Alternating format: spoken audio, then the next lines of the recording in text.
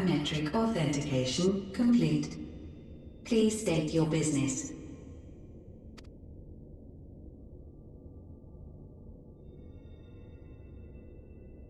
Acknowledged. Reinitializing Circus Tower systems. Searching for Elidibus entity.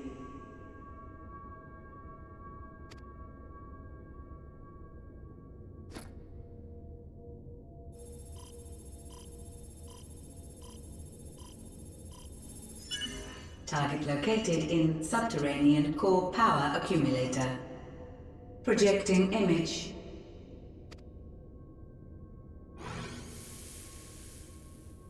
My home. My friends. No more than a dream.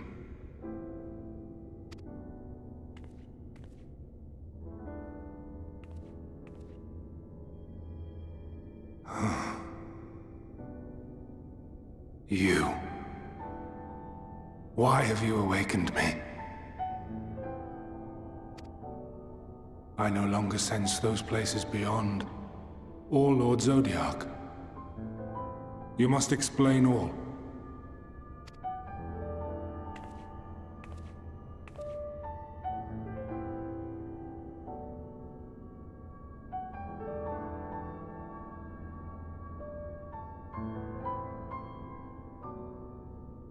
So, he is fallen, and my brethren's souls returned to the star.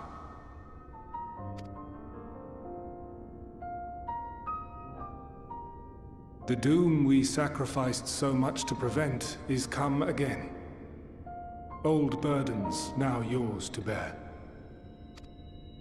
But if this is Fandaniel's design, then I, as Elidibus, have a duty to fulfill.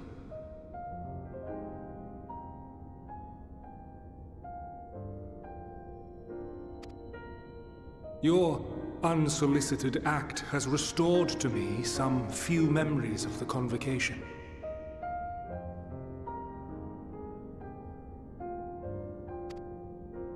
Such knowledge as I have, I will share.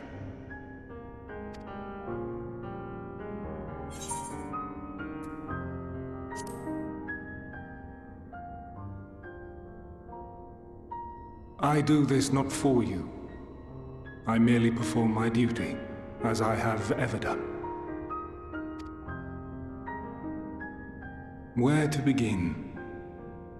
The end. Your understanding of what caused the final days is consistent with our own. The decay first took root where the currents were weakest. Yes, a conclusion drawn by him.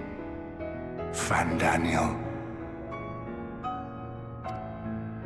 Not the him of here and now, but as I knew him, long, long ago. Having shed light upon the phenomenon, he dedicated himself to devising a countermeasure. Were it not for his knowledge of the Celestial, we would never have made the connection, and thence forestalled the final days. And though he inherited that noble soul, how different this last incarnation, so consumed by self-loathing and hate.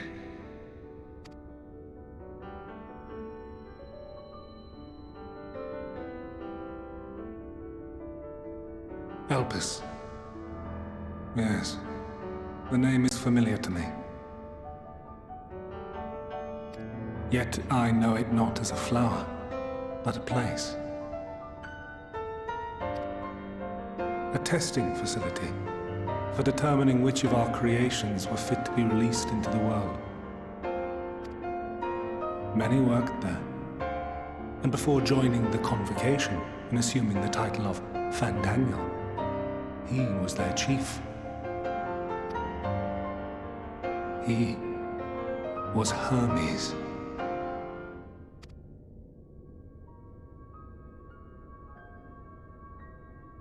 That is all I know.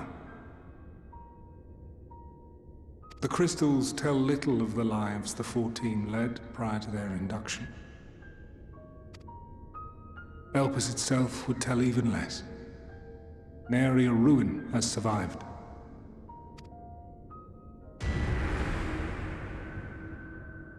Wait. I saw you there. In Elpis.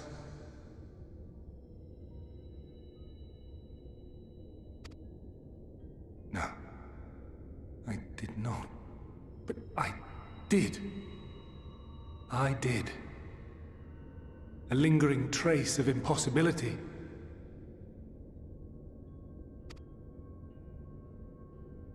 And a truth that fills my heart.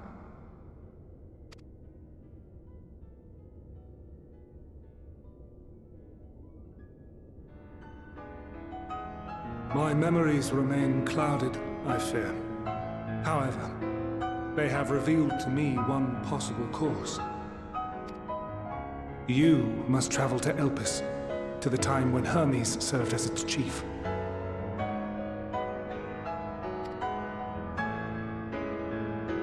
In glimpsing the Exarch's memories, not only did I make his summoning magic mine own, I also mastered the workings of this tower, which, having absorbed my empowered essence, now harbors an abundance of energy. As such, I believe I can deliver you unto the past, unto that place and that precise moment.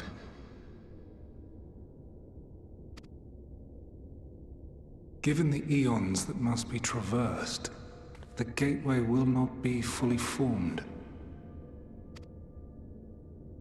Your form will be less tangible still than those warriors of light I had summoned. In all likelihood, none will be able to see or hear you.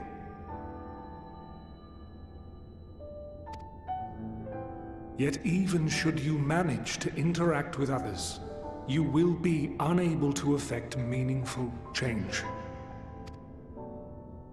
For the reality you wish to save, the reality to which you must return, exists as a result of the final days. You cannot reshape the past to undo the tragedies of the present. Cannot unmake the sorrow and suffering fated to come.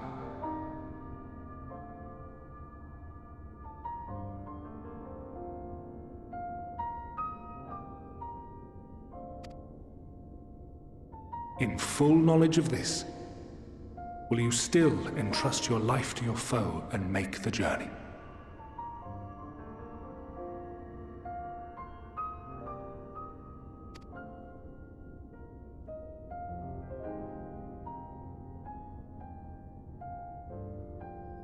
Very well. I shall cast you unto the river of time. Let this be my final act. You must input the commands. I no longer have the authority. First, you must reconfigure the systems, that the tower's ether may be channeled for the magic.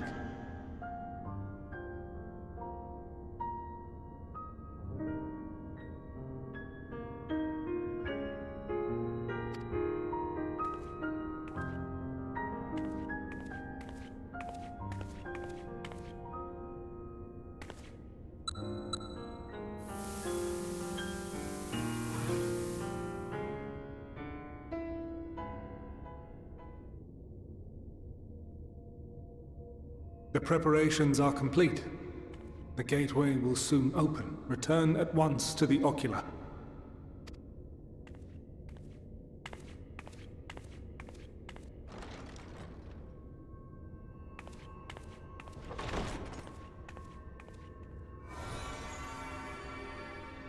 All appears to be in order.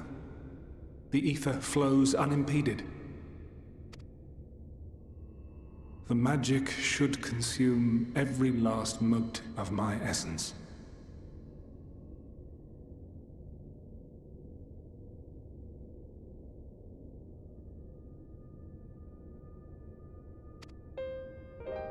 Why are you surprised?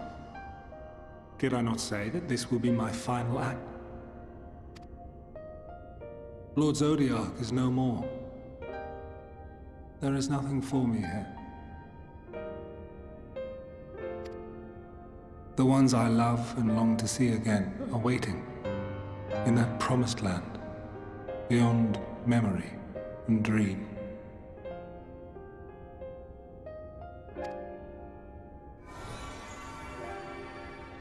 Now go, warrior of light. Go, and do not look back.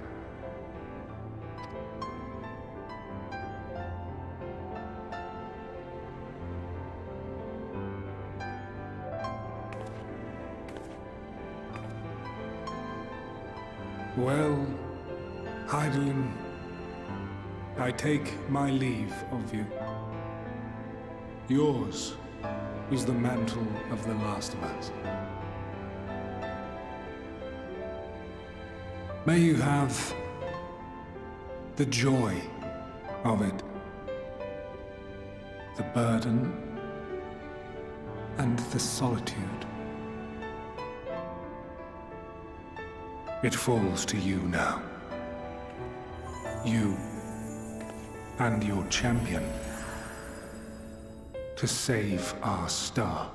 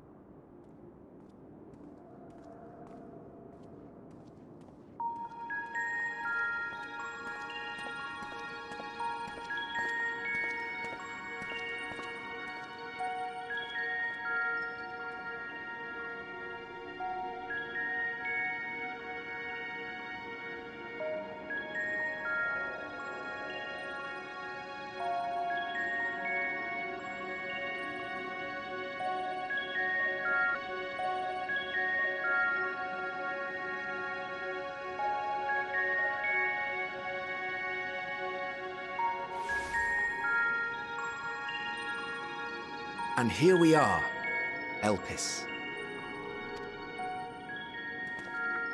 Well, well, how rare to receive you in person. To what do we owe the honor? Oh, just a few odd tasks. We'll be here a while. You're welcome to stay as long as you see fit, of course. As a matter of procedure, however, I must ask that you kindly remove your masks.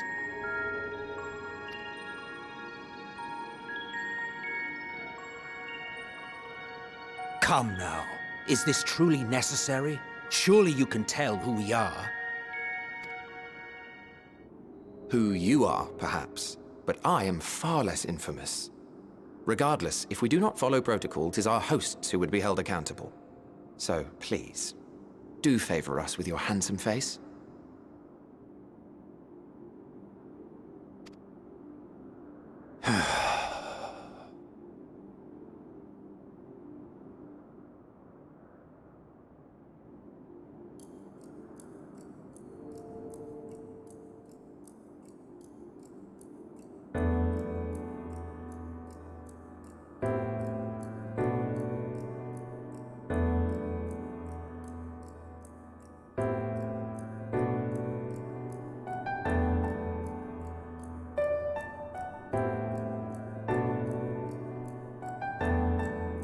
Satisfied? I thank you for your cooperation. You are free to go about your business.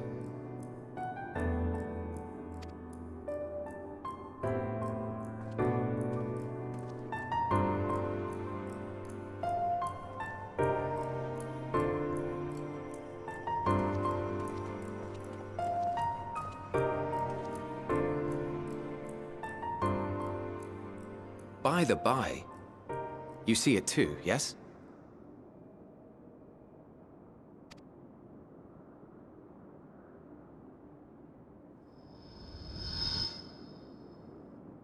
I haven't the foggiest what you're talking about.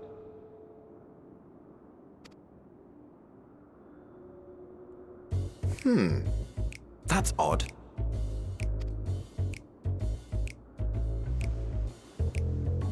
It's right here. A bit thin in the ether, but there's no mistaking it. The color of its soul is almost identical to Azem's. Do you suppose she created it? Rather unusual for a familiar to have a soul, though.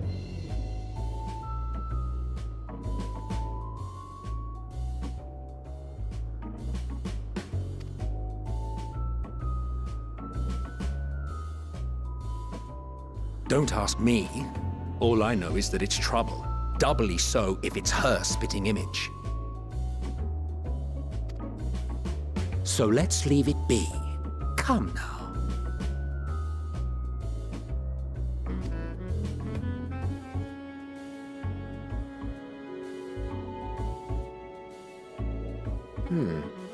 It's trying to say something, but it's literally too intangible to form words.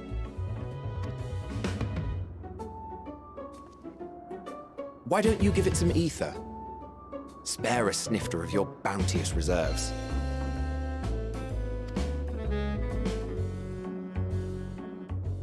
Who do you take me for?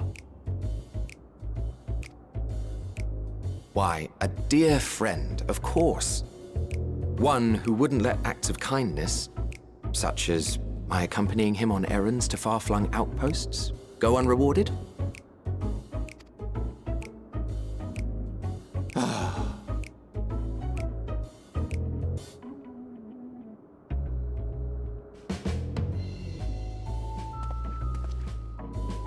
I suggest you close your eyes, or this may be unpleasant.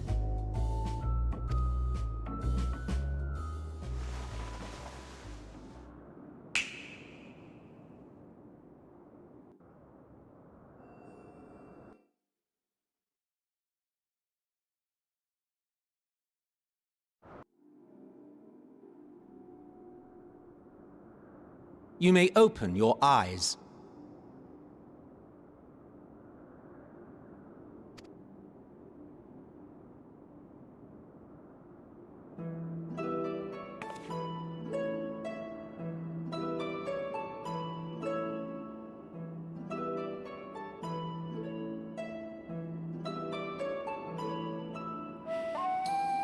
Oh, you even adjusted its size. The better to indulge your whim. This way, it will be easier to communicate. How very thoughtful of you. And may I applaud your artful reinforcement. Without further ado then. Greetings! I am Hythlodaeus, Chief of the Bureau of the Architect. Sulking beside me is the most honorable Emmett Selk of the Convocation of 14. And how might we address you, my new friend?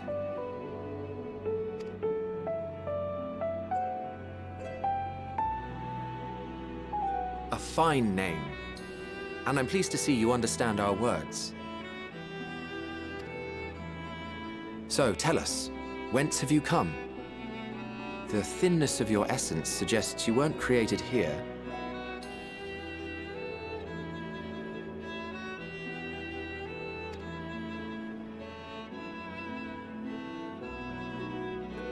You do not know?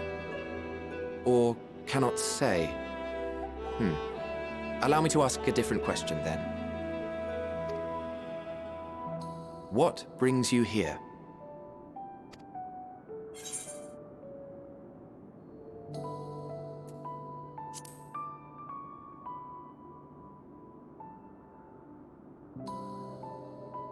Well now, the same as us. Perhaps Azim wished to come too, but had to settle for a familiar. If she truly wished to be here, then she would be. Right you are. My apologies if we've given offense. The two of us can discern the color of souls, you see, and yours happens to resemble that of a friend. And with your purpose matching our own besides, we jumped to a hasty conclusion. We are here to speak with Hermes, the chief overseer of this facility, which we also intend to tour in order to gain greater insight into the man's work. We, I say, though this is Emmett Selk's charge. I am here only to serve as his guide. And I should be happy to serve as yours as well, by way of an apology for the misunderstanding. Wait, are you suggesting that we bring it along on official business? This thing we know next to nothing about?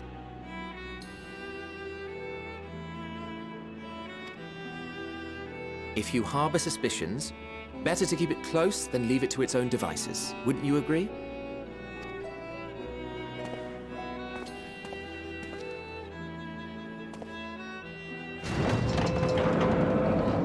Besides, having a mysterious life form in tow is the norm rather than the exception here.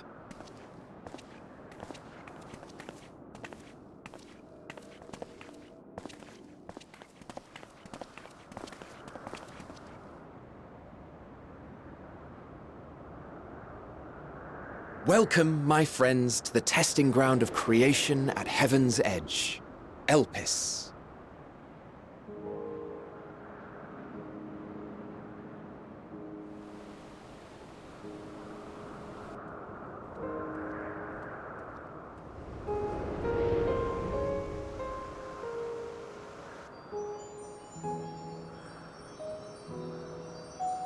This presence.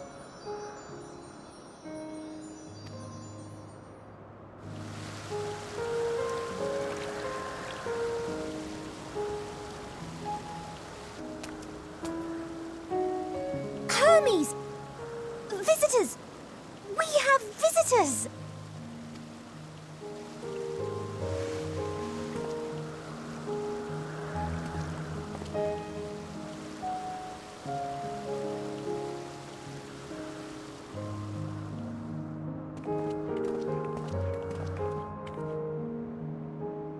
What secrets are you hiding, I wonder?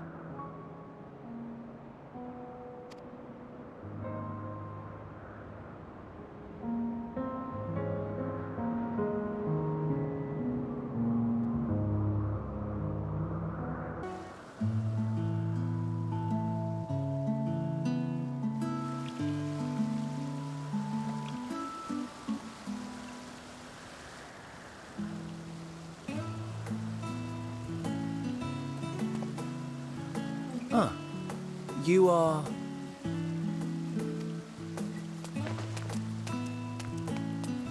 Oh!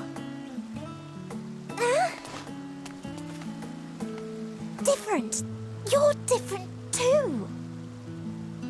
You and me. We're alike. Friends. I want to be...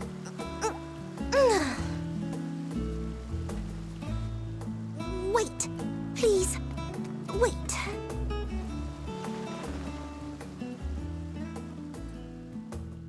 Greetings and salutations. Can you hear me? Do not be alarmed. I mean you no harm. I wish only to hear your words, share your feelings, and know your thoughts. May we please be friends?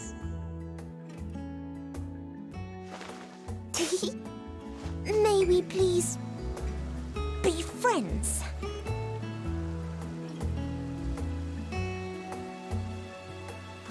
Ah, I see you found him.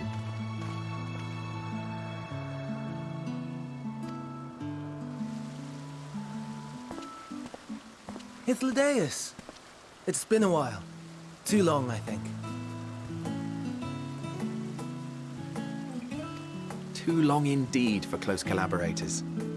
On this blessed occasion, I bring not only myself, but others who long to speak with you.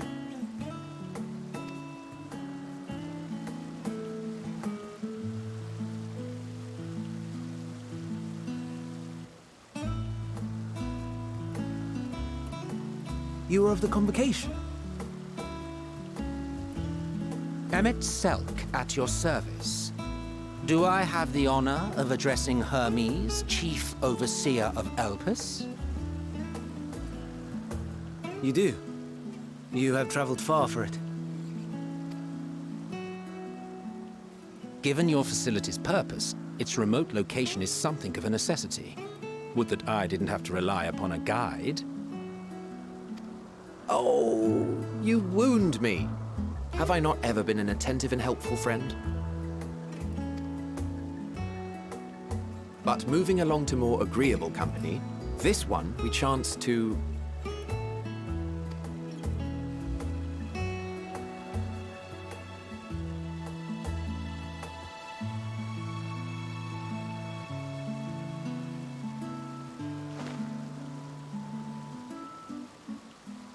Well, you certainly have her attention.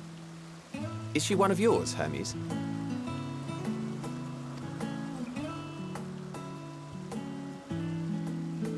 Her name is Meteon. It means shooting star.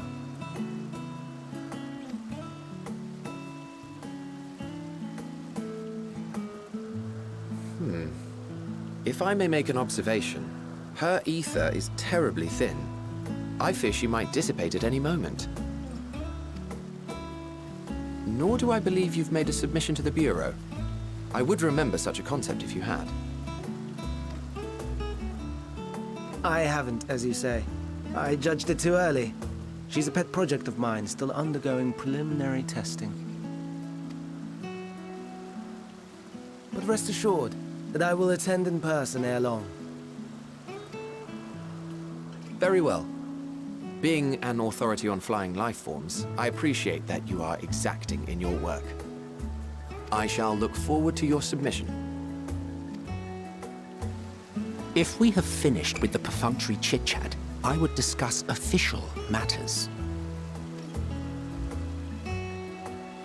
By my coming, I trust you already anticipate the subject. I have an inkling, yes. Please wait to the main building yonder. I shall join you as soon as I've returned these creatures to their homes. What's wrong, Hermes? An amystoma is missing.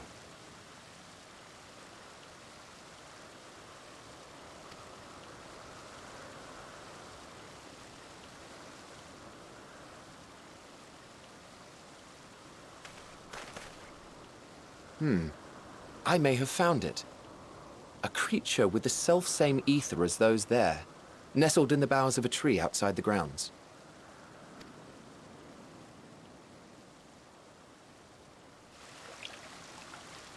You're saying they can climb, with their sorry excuses for limbs? The fashion has been to imbue aquatic creatures with the power of flight, ever since the words of Metron created a sky-swimming fish.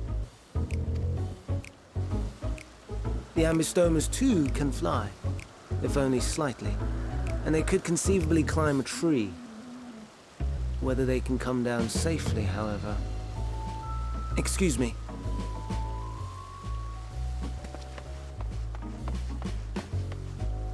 I'll help, too!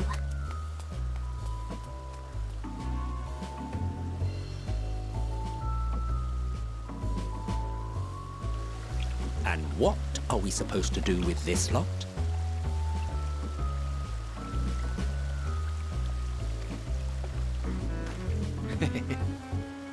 May I suggest we split up? If you would be so good as to assist Hermes, Emmett Selk and I shall keep an eye on these adorable creations in the meantime.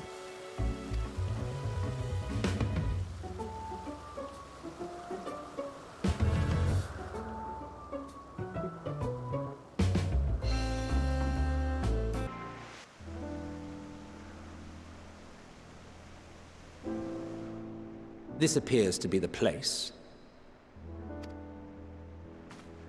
And here is where we part ways. We will be discussing highly sensitive affairs.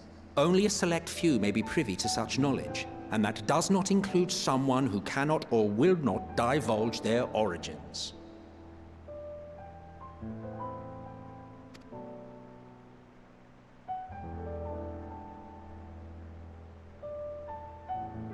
What? Will I have to remove you by force?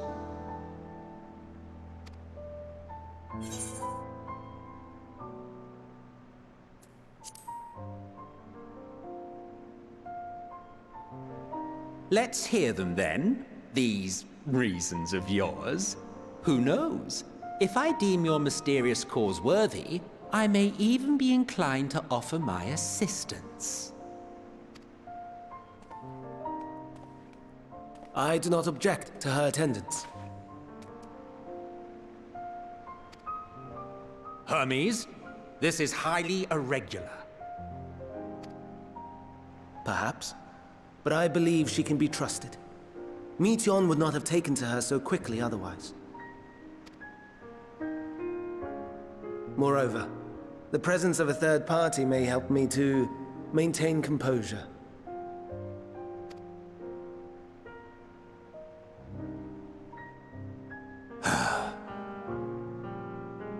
As you wish, then. Behave yourself, do you hear?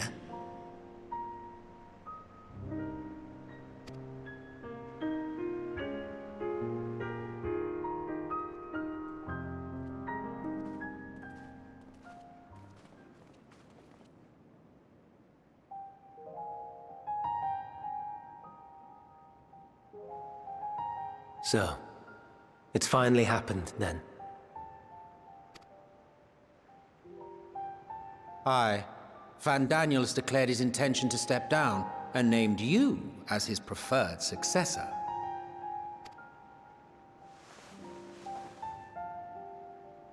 In recognition of your knowledge and your works, the Convocation is giving the recommendation due consideration.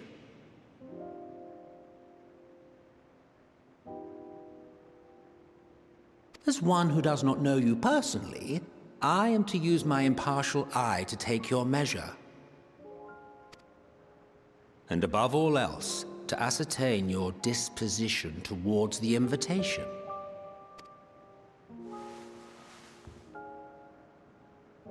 I understand that you and Van Daniel are close. He himself was once chief overseer of Elpis after all. I should not be surprised if you knew before anyone else that he wished to relinquish his office. I did. He told me that when he fulfilled his purpose, he wished to pass the torch to me.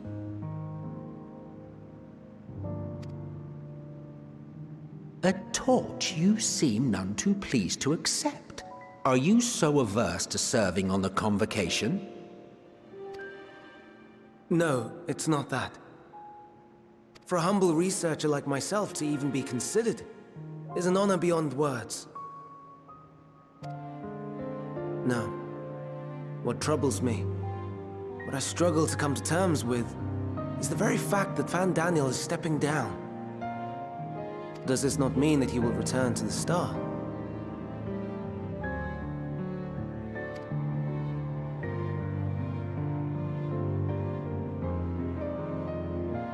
Of his own volition, yes, like so many others have before him. Return to the Star? Does that mean... die? Well now, that's not a word I hear often. Is that what you say here in Elpis?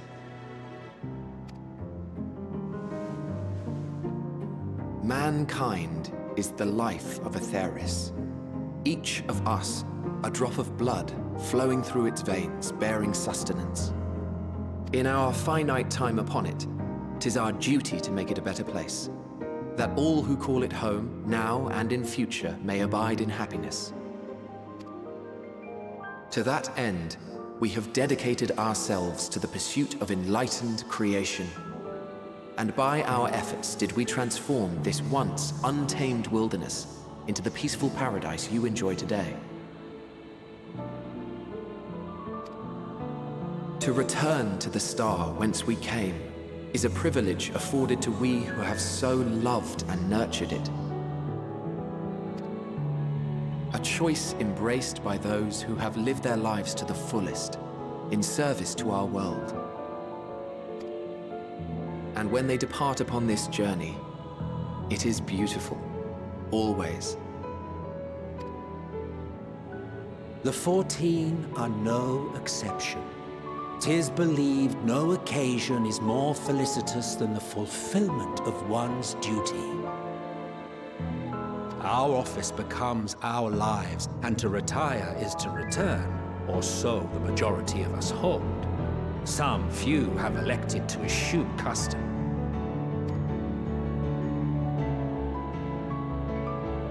Mayhap you feel Fandaniel's deeds do not warrant his return. Yet you should know his accomplishments as well as any. During his time, he conceived of countless outstanding concepts. And channeling the wealth of experience he attained here in Elpis, he brought forth many new specimens. I know of all this. I do. It's just... I cannot fathom why someone so great and wise, who could still do so much good, would want to end it all.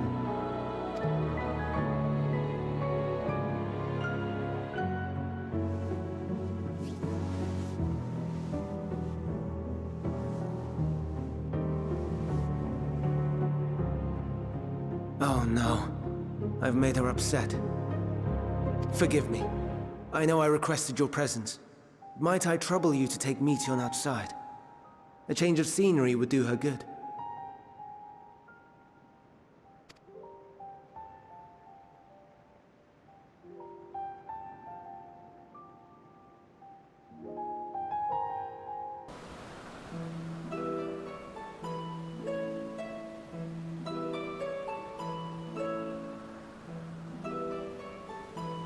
Amazing, is it not? The Ampelos, one of our newest subjects.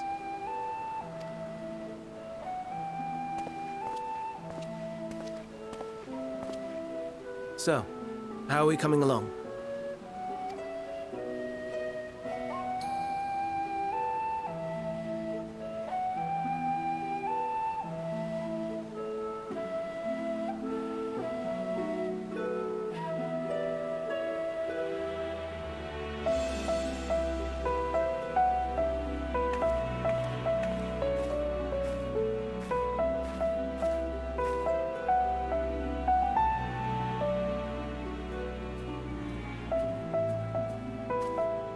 This place is Elpis. Those flowers. Elpis. Entelekis. Like me.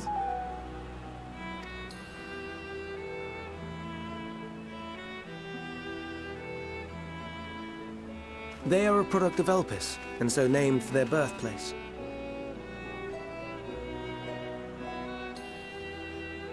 A happy accident, born of the hands of a former researcher who loved beautiful blossoms.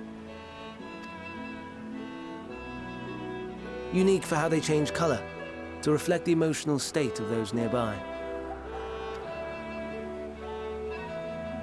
Though be it here or elsewhere, they are seldom seen in any hue save purest white. reflect the emotional state, you say? By what means do they achieve this? In creation, there exists an energy wholly apart from ether, one driven by emotions. In like manner to how we manipulate ether, this flower is subject to the influence of said energy.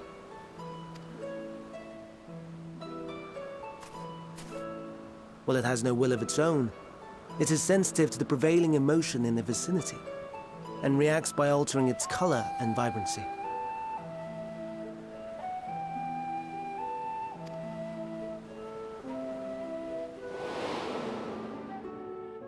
Akasha? It is one of the unseen energies defined by Harnish alchemical theory. Though a gross oversimplification, some describe it as an essence influenced by feelings.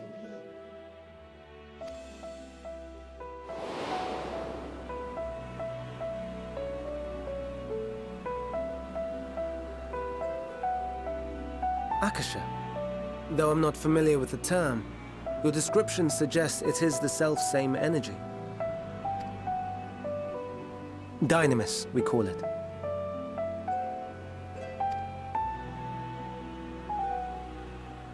And those entities like the Elpis flower that have the ability to interact with this energy, converting emotions into tangible phenomena, are Antelekis.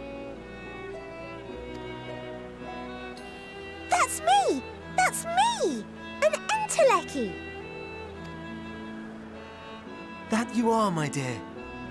And no ordinary one at that, but the first possessed of free will.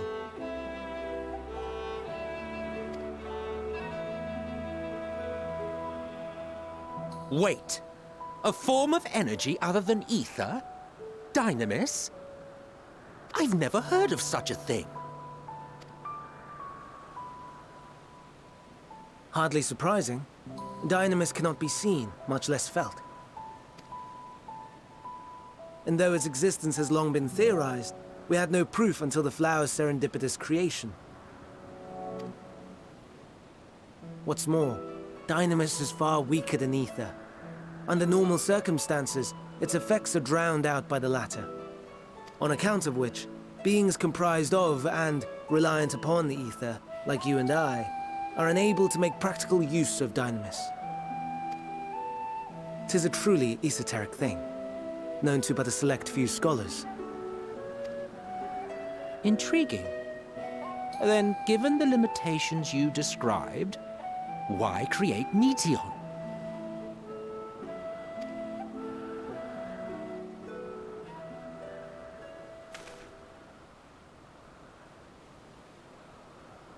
Our star, Aetheris, is especially rich in ether, so much so that its name is derived from it. However, when we consider all energy in existence here and in the vast space beyond, Dynamis may account for as much as 68.3%. The more abundant form by far.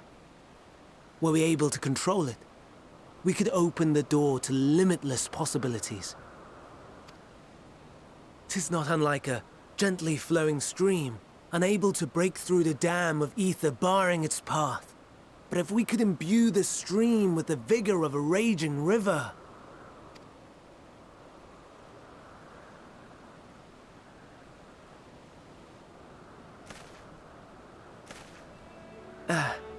Not that I have such grand ambitions.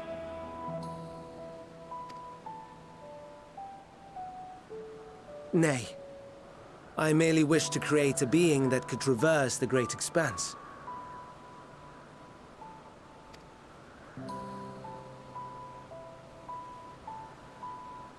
The relative scarcity of ether beyond the bounds of this star was a concern. And so, I looked to another source of energy by necessity.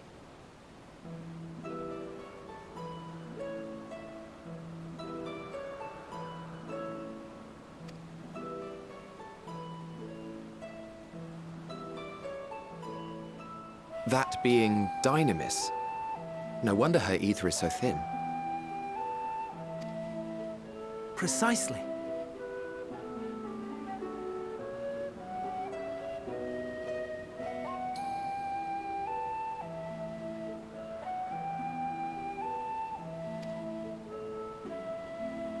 yours is thin too. Like an entelechy. Like me.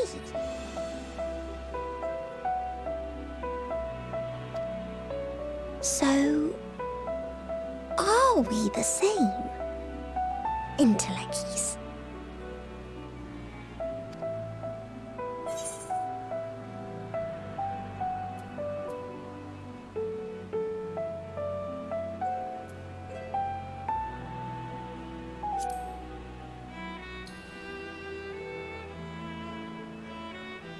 Well, aren't we ungrateful?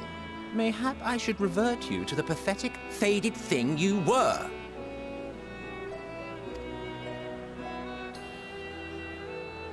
The deficit of ether alone does not an entelechy make. It would, however, make it easier for you to interact with Dynamis. And limited though its influence may be, this quality could prove the difference between victory and defeat.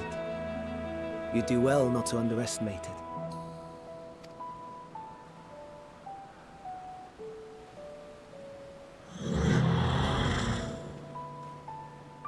Oh dear. I'd forgotten about the poor fellow. You must excuse me a moment while I go and verify a few more things.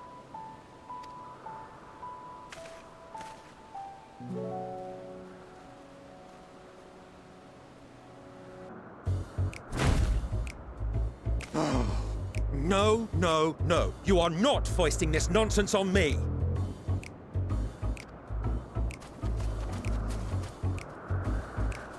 I'm given to understand you have the power to help the Charybdis, and should be quite willing to do so. And so I appeal to your better nature, most benevolent MSQ. Please teach it to fly. Or else Hermes will transform.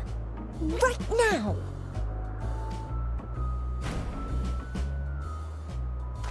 Now, there's no need to go quite that far. Altruism is its own reward, as I'm sure he would agree. Oh, would he now? And who contrived to put me in this position, pray tell? Nothing so devious. I merely suggested a possible course of action.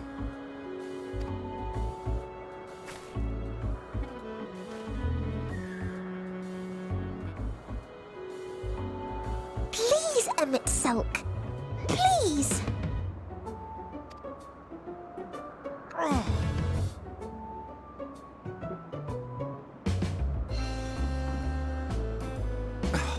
I did not come all this way to play nursemaid to your creations.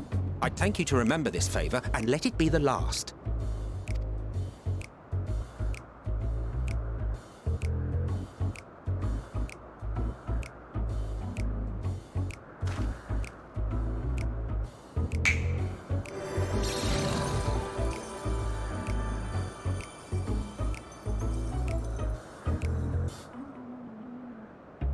I will aid it once it has taken to the air. It falls to you to shepherd it skyward.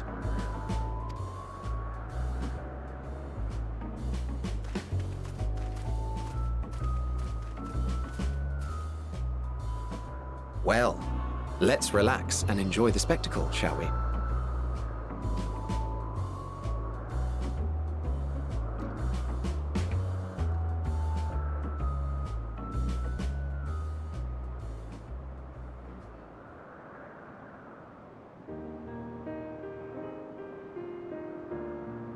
You were wondering why MSQ joined the convocation.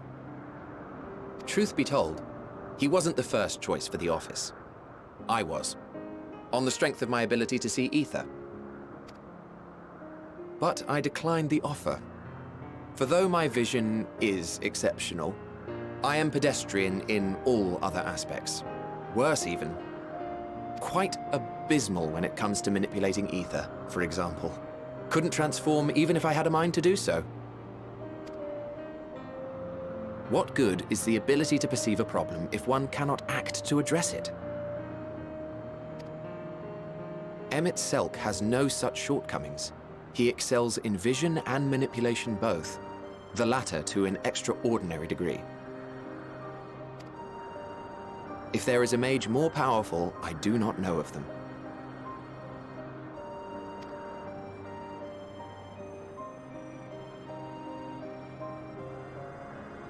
Thus did I recommend him for the office in my stead. And I wasn't the only one. Far from it. Countless others vouched for his skill and character. People the world over, to whom he had previously lent a helping hand.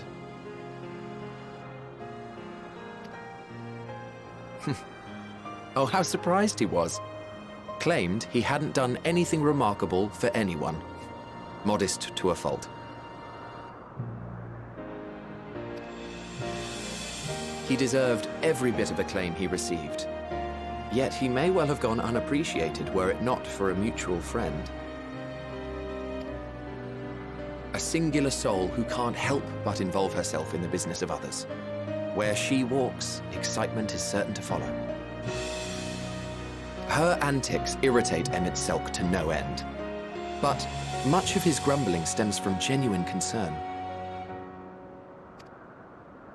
When our friend calls, he never fails to answer and lend his talents.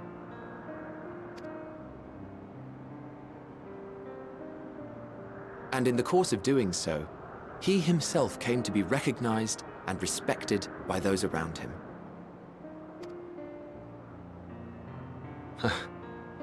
They are truly remarkable individuals, and I'm proud to call them friends. To help them realize their dreams. This will be my greatest contribution to our world. And when they have fulfilled their respective purposes, so too shall I have fulfilled mine, and together we may return to the star. Look at me, spilling my innermost secrets. I can't seem to help it with you. I can only assume it is due to the color of your soul. I just don't understand how you can be so alike and yet so different. Well done, my pet. Well done!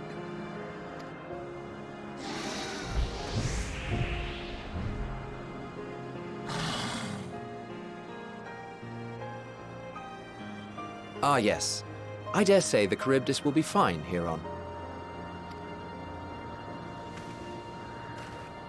Why don't you go and signal to MSQ?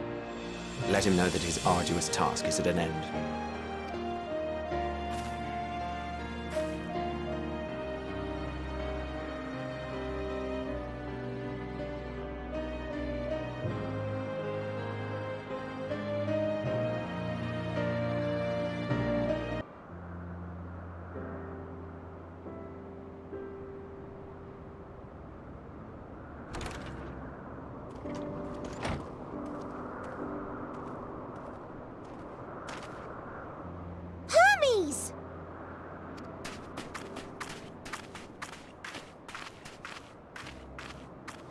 Oh, you were waiting for me. You've finished talking? Yes, we've come to a decision.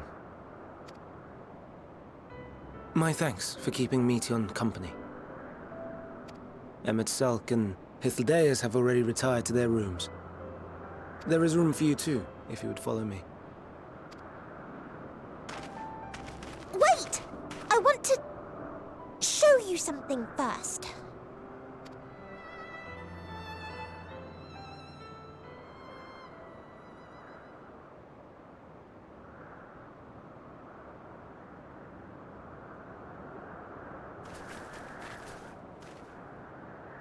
Elpis flowers?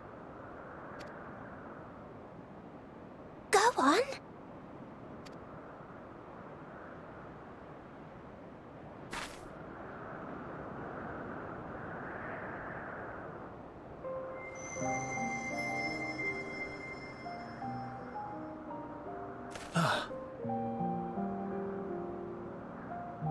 You're not the only one, Hermes.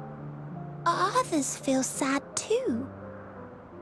You're not alone.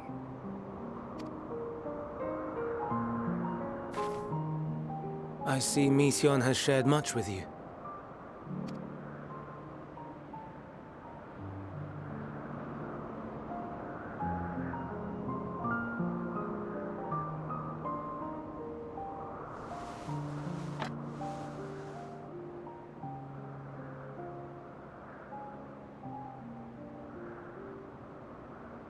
May we talk a moment?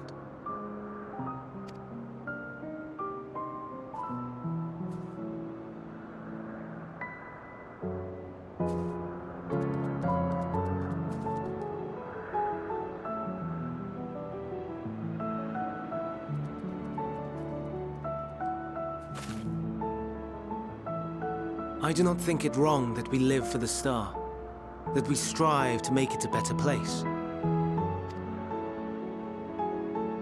And yet, in carrying out my duties here, there are times when I am plagued by doubt. Do you recall what Hythlodaeus said when we first spoke of my nomination?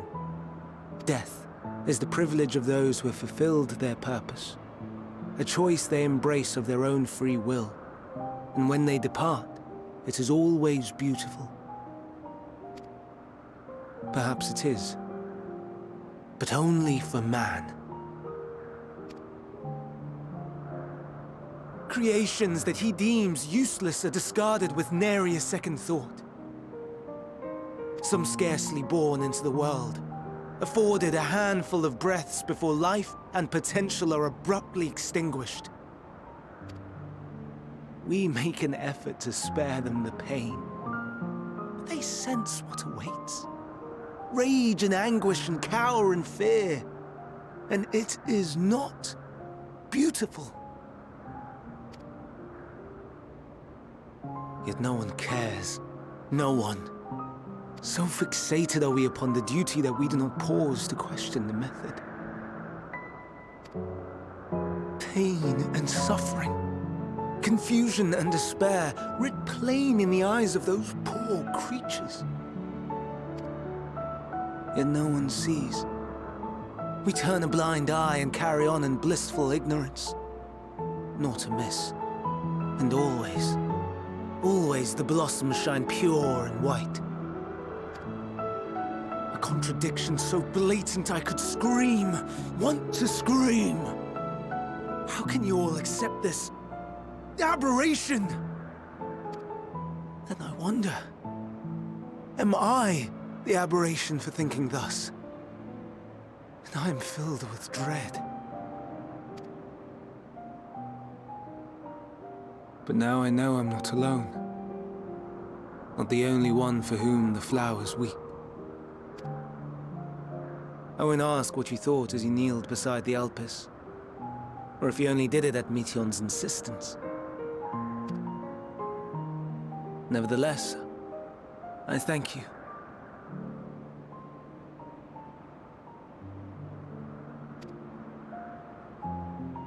To know that you too have experienced suffering is a comfort.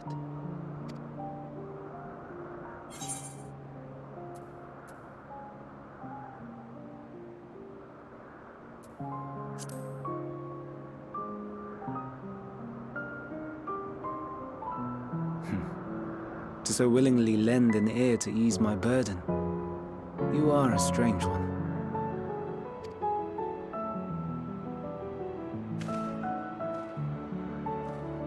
The stars in the heavens. Know you what they are?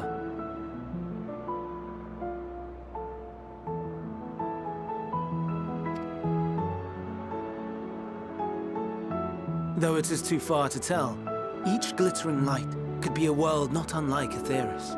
A world filled with life. So many stars, so many lives. For us, there may be no higher purpose than to live for our world. But what of the other living beings out there? What is it that gives their lives meaning? That drives them day after day after day? To pose that question to our undiscovered cousins, I created beings of dynamis, who can traverse the vast emptiness between the stars. Meteon and her sisters.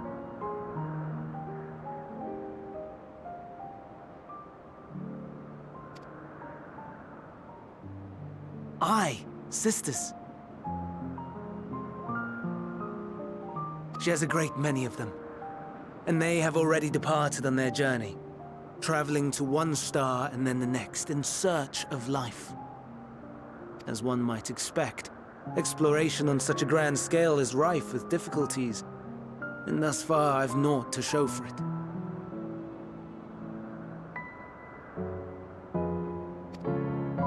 But I have faith that we will make some manner of discovery ere long. And when we do, I should be glad to share our findings with you, in gratitude for your kindness.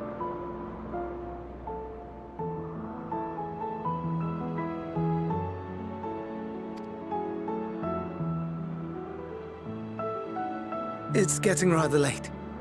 We had best find our beds. It would not do for both of us to be sleep-deprived on the morrow. Come, Meteion. Let us head back. All right!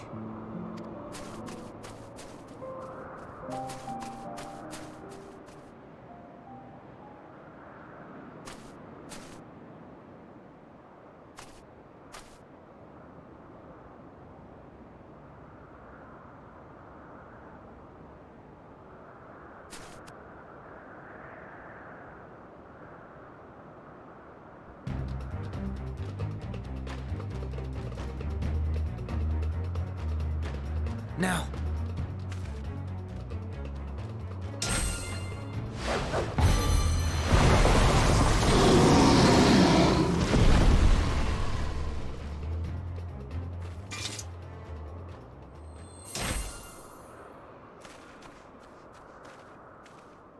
Oh. Forgive me. Please, forgive me. May you and your kin find peace. Wherever your souls may drift in the underworld, may you find tranquil seas.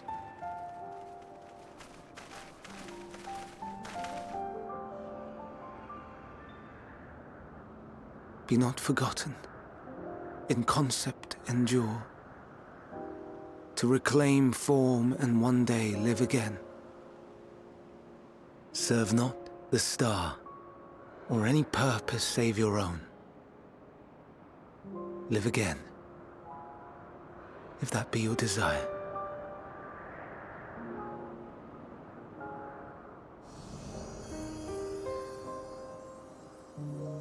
Hate, if that be your want.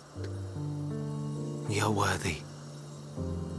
But leave your suffering behind. Lay down your burdens, be born anew. Fly high, fly free.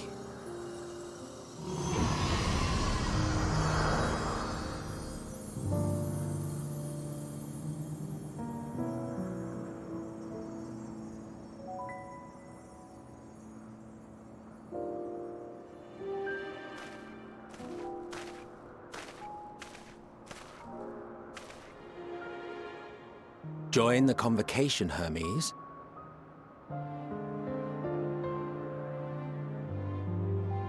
You do not belong here. Leave to replace another. To be replaced. It changes nothing. Tell me, do you think it right that we sacrifice all these lives for the sake of the star? And when the star has reached perfection, what then? If all who are satisfied choose to die, shall we all die in satisfaction?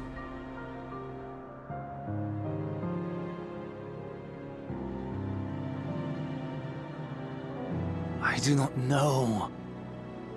Were I to take up the seat of Fandaniel, it would be tantamount to approving my predecessor's death. I do not know if it is right. And to be torn by such thoughts. I do not know if I am fit to represent mankind. Hermes! Please don't be angry. It hurts so.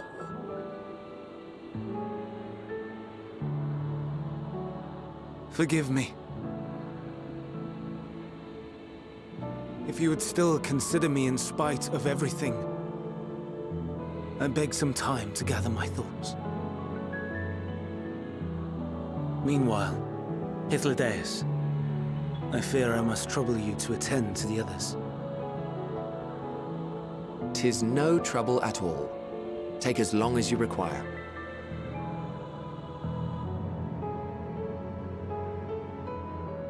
And you, my friend, I pray you find that which you seek.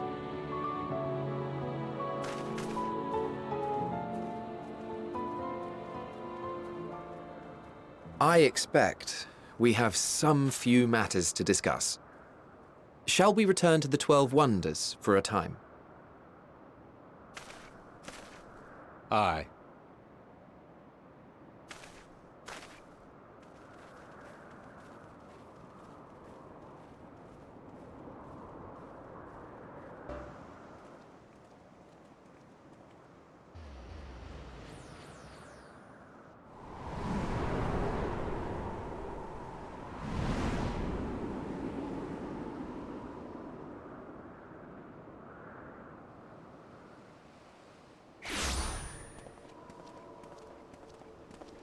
I present to you Calamelios Zephyros. Here you will find a number of testing facilities, as well as the observation hub of Poiton Oikos.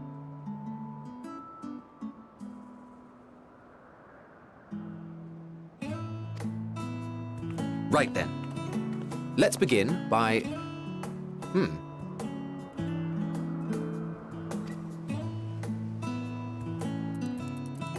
Well, well, an Arrhaeus. How delightful.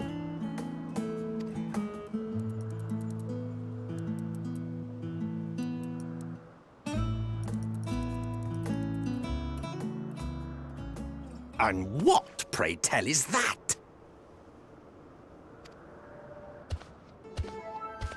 Ah, that's a new species of shark. We approved the concept but a few days ago.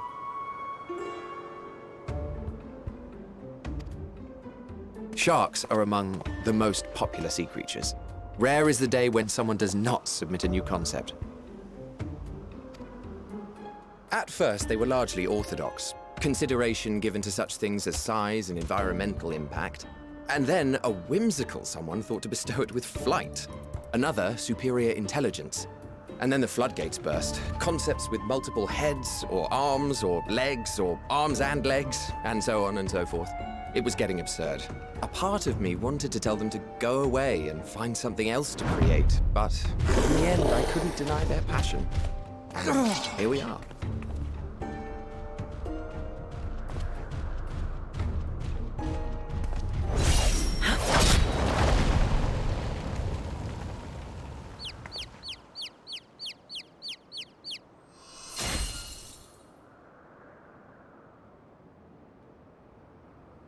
That was too close. Are you unharmed? Well now, if it isn't a pair of familiar faces. Banar, that we should meet you here.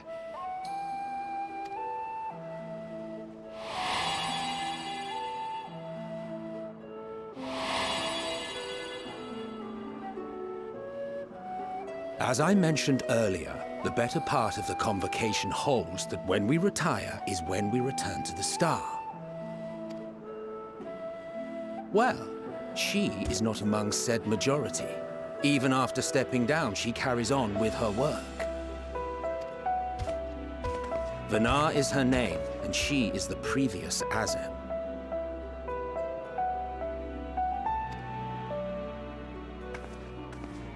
It has been a while, Hythlodaeus.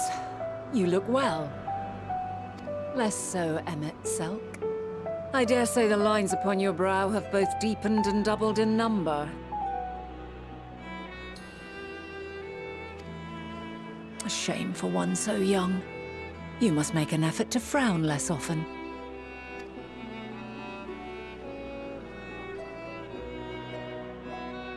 Easier said than done, thanks to your unruly successor.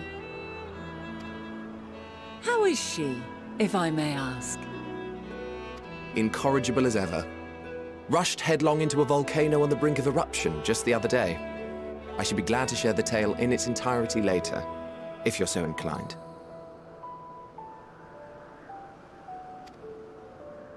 Oh, you know I am.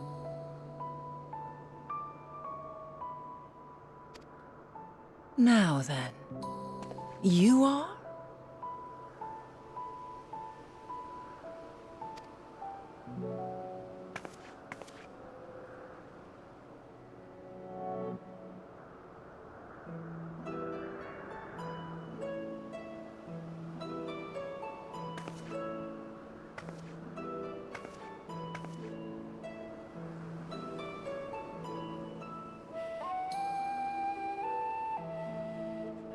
I say, have you perchance come from the future?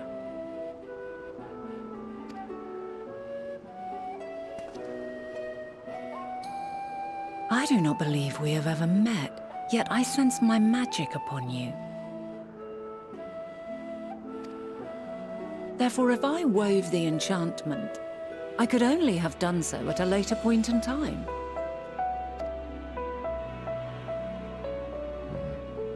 What manner of magic is this, if I may ask?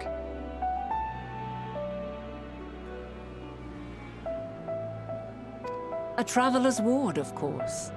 It prevents the corruption of one's ether.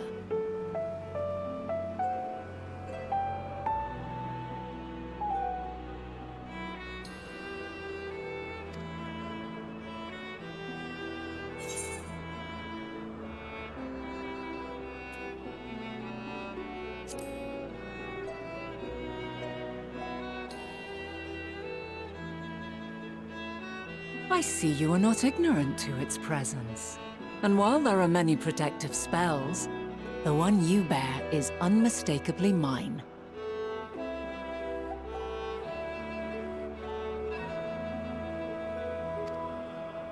Hold on. From the future? That's absurd.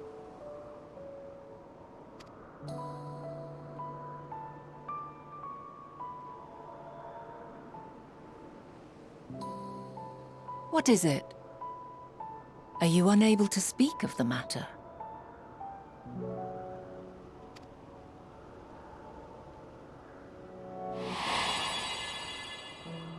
The reality to which you must return exists as a result of the final days. You cannot reshape the past to undo the tragedies of the present.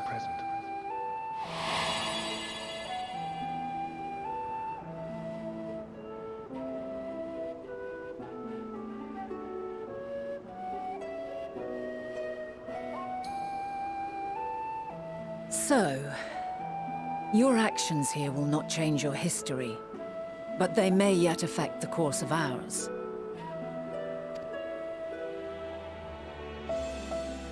How very exciting! I'm quite fond of delving into the unknown, and there's naught more unknown than the future.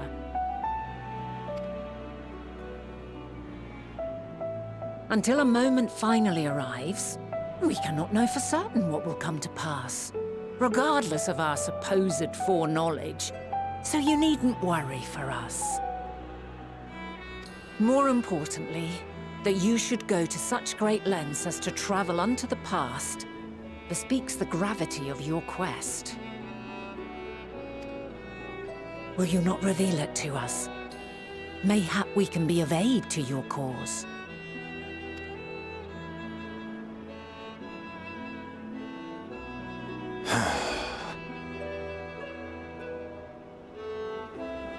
If this is true, then you've been keeping quite the secret to yourself. As a representative of the Convocation, I will hear it all. Your identity, purpose, everything.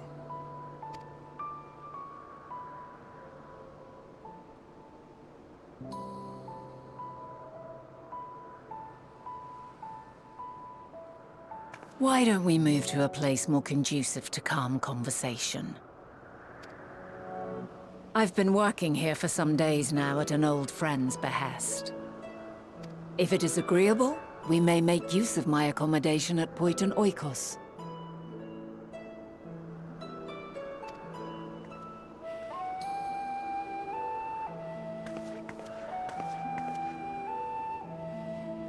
We were meant to meet.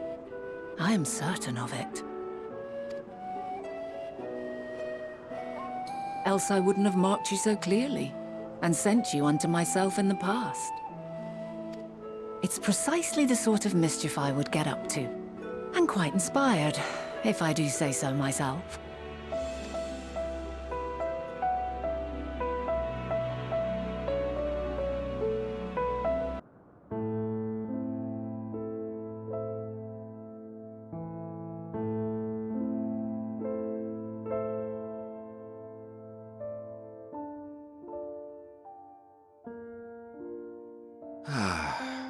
A wonderful aroma. I feel more relaxed already. Would that I had sweetmeats to offer, but I travel light out of habit. There's plenty of hot water though, so please have as much tea as you like. Now then, will you tell us your tale?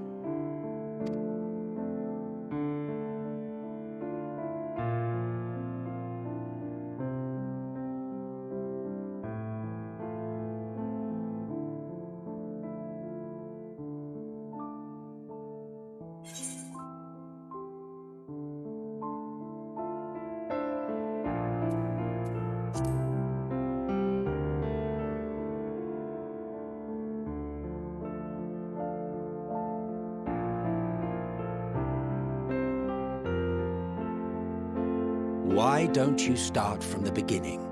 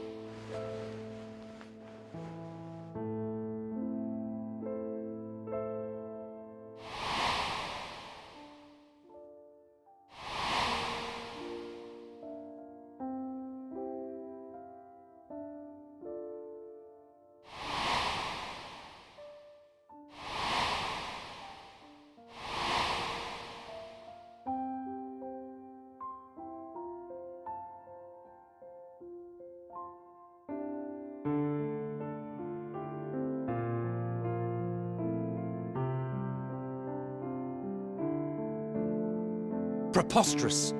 Utterly preposterous.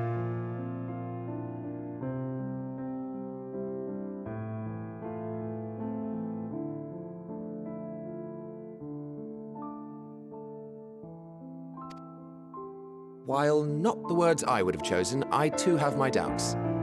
Much of it borders on the incredulous. What of you, Vanar?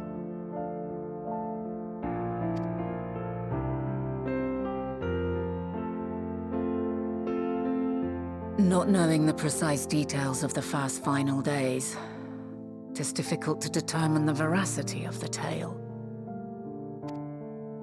Supposing it is all true, I must ask myself why I would do what I did.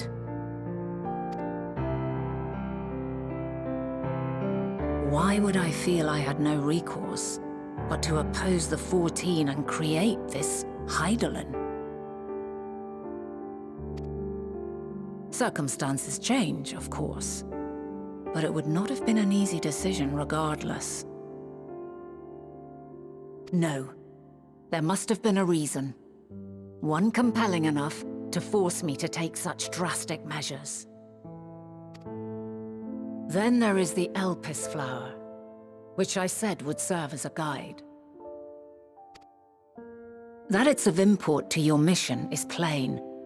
But your presence here leads me to believe that this place also holds significance. But what could it be? What are we meant to accomplish?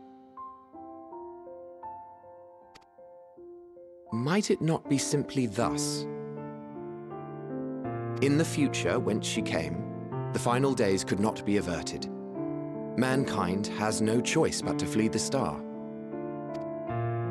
By alerting us to that eventuality, perhaps you wish to pave the way for other futures.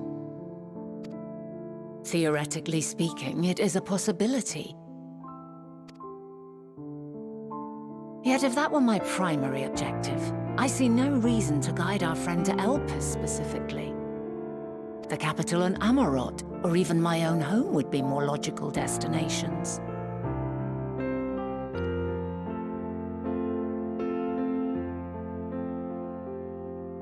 True, true. I note also that Hydaelyn did not specify a point in time to which she must return.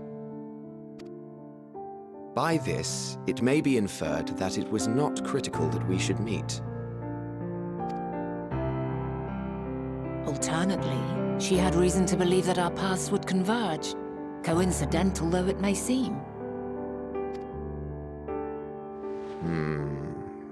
This is quite a puzzle, and we do not have all the pieces.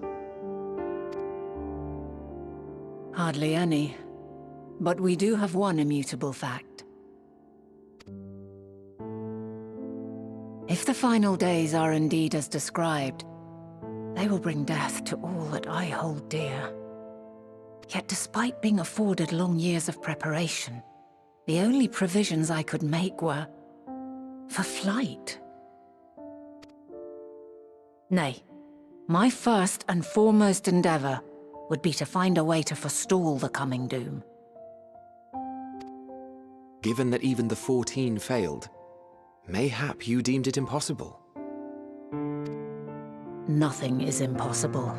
This I have always believed. And if Hydaelyn is indeed me, she would believe the same.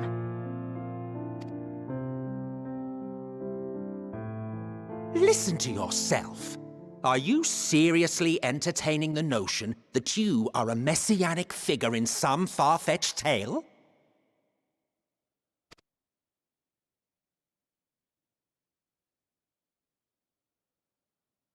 Well, I will not. I refuse to accept that our world could be undone by some unforeseen calamity. I also take offense to my portrayal as a megalomaniacal madman. To sacrifice oneself for the star is a noble act, and I would hold those who gave themselves to this zodiac in the highest esteem. Yet, you claim I recreated Amarot and populated it with phantoms of our people?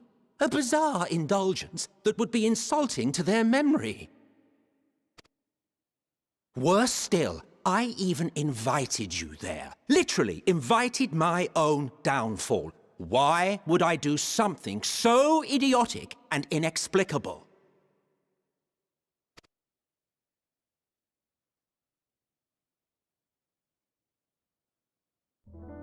Now, I will allow that the hypothetical task of restoring our world would be daunting in the extreme. The thought of having to bear such a burden for 1,000 lives horrifies me. But I would never forsake my duty. I would never forsake my brethren.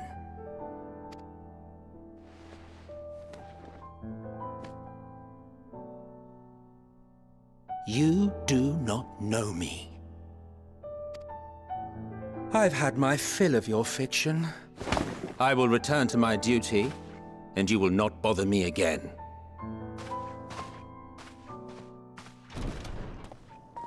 Selk! Wait!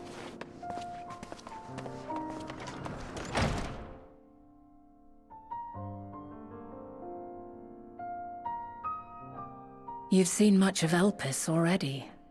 If you have any observations to share, I should like to hear them.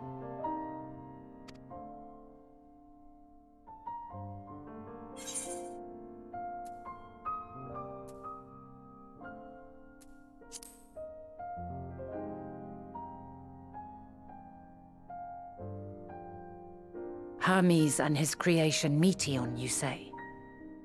If Dynamis is the self-same energy as Akasha, as it likely seems, then those two may well be at the center of the calamity to come. This warrants further investigation. With that settled, it is time for action. The missing pieces of the puzzle are here, I'm certain of it. And when you find them, the picture my future self has painted will be complete, and you will have your answer. And suffice it to say, I will aid you in your quest.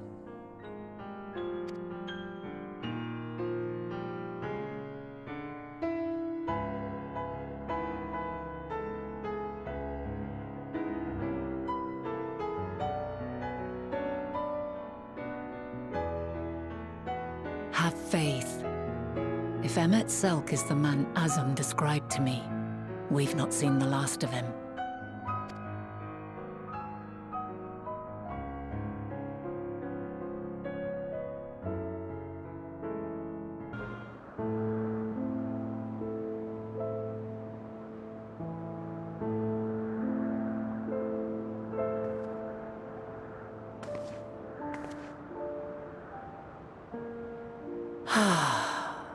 A delightful breeze and a breathtaking view.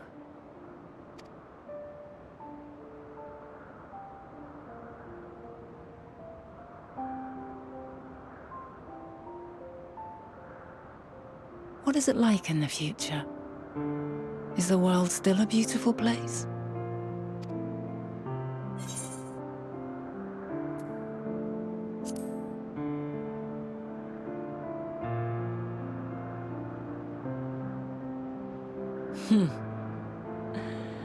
I swear I could hear the glimmer in your eyes and the adoration in your voice.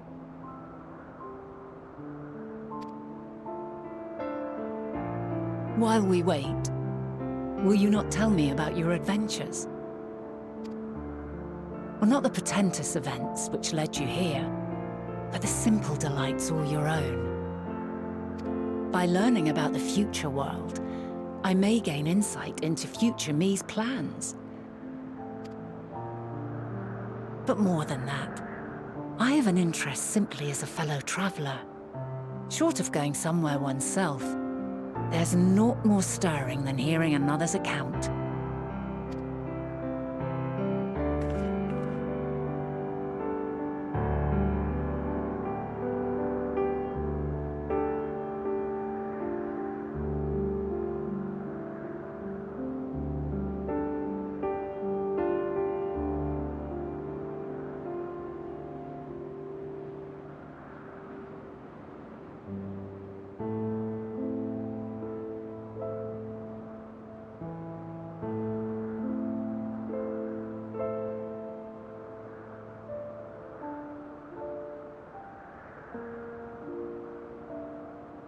Incredible.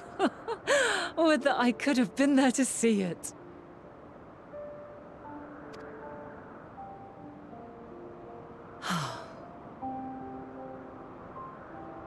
Yours is a harsh and unforgiving world.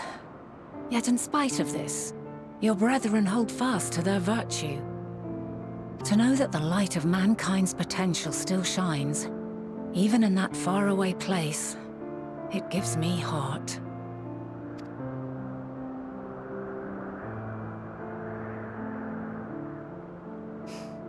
Thank you for regaling me with your tales. I will treasure every word.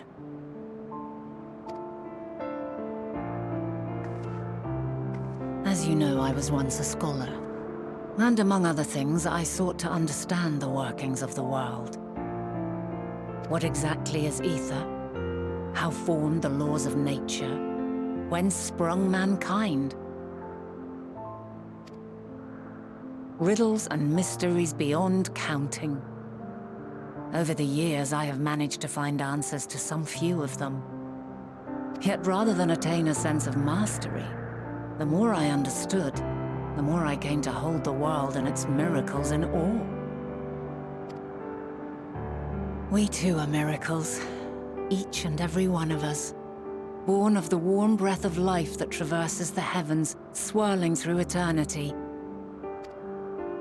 When I fully grasped the improbability of our existence, nothing felt impossible anymore. If it could be imagined, it could be done.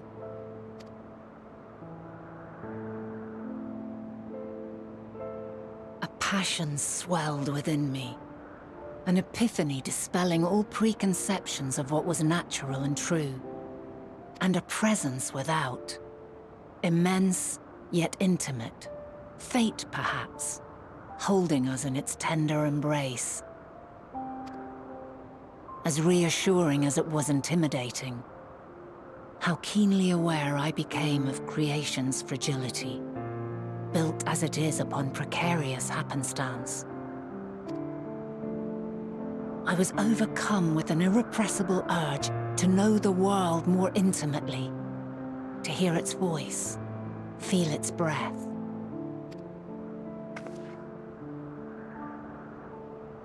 I ventured forth on a journey that very day, so very long ago now.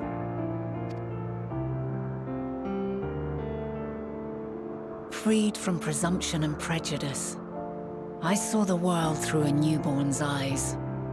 Everything fresh and new, and so beautiful. Lands that stretched on forever. Skies one could drown in. The heartbeat of nature, silent yet strong.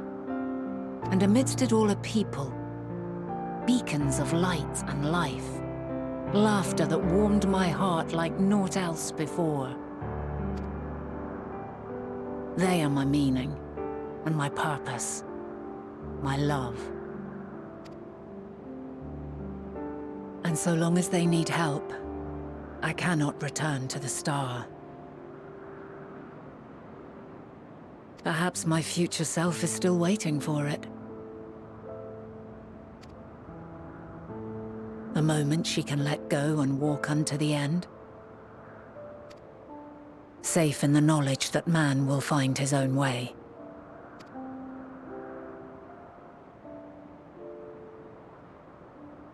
You, who are our future, tell me this, and tell me true.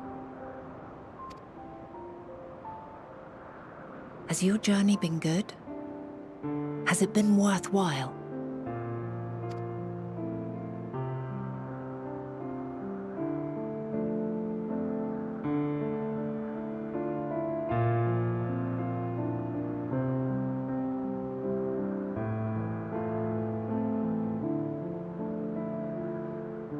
Pray forgive my lateness. My observation subject was rather irritable, and it took a while to settle it down. No need to apologize. Your work takes precedence. Besides, we had a pleasant conversation in the meantime. You're too kind. Now then, I'm told you wished to ask me some questions.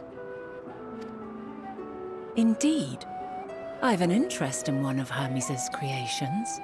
Meteon. You witnessed a host of them take flight, yes? Oh, that! Yes, yes, I did. 'Twas in the dark of the morn.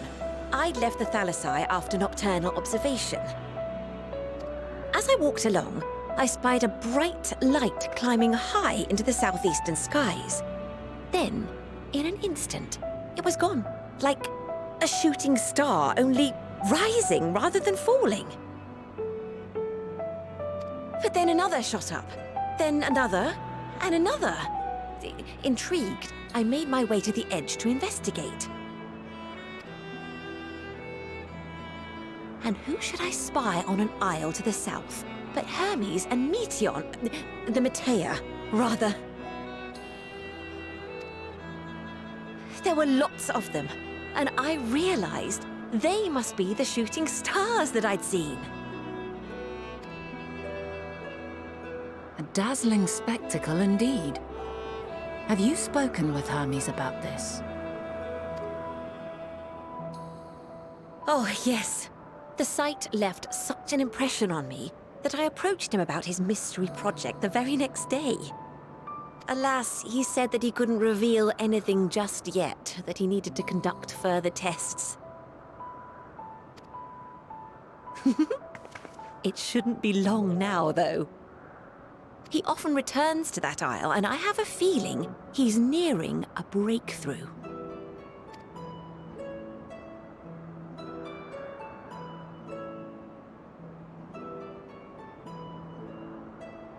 Splendid. We are likewise eager for the details. Well, that is all we wish to ask. Thank you for taking the time to indulge our curiosity. You're very welcome. It's always a pleasure to speak with other inquisitive souls. Oh, and will you be descending now? If so, I shall link the doors for you. Please.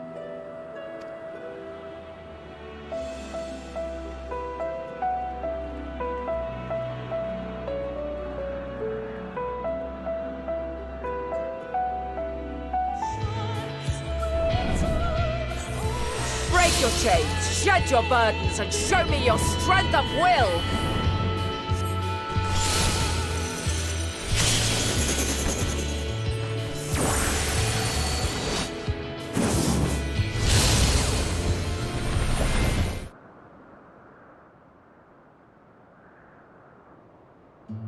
"'Twas my intent to finish it, but clearly I underestimated you.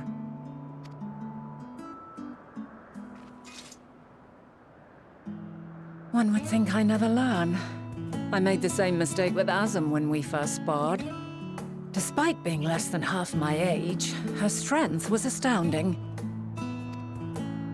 As is yours. 'Tis plain you have weathered considerable hardship. Far more even than your tales would suggest. It seems we have both learned much on our journeys.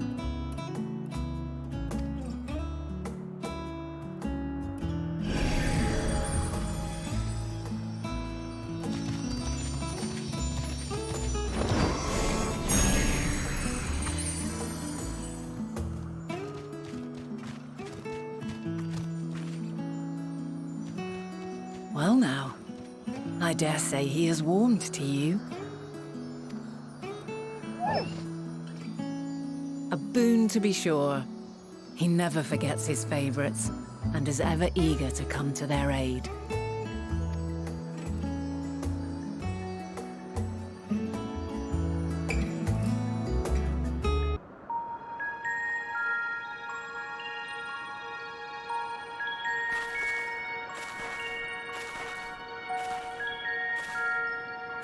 Quite a small place, lacking even the most basic equipment.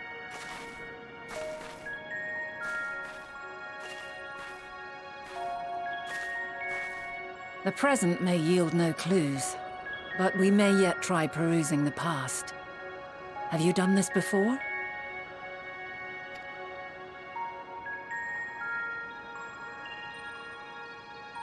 So you cannot control the power freely. Worry not. I shall assist you. Come and stand before me.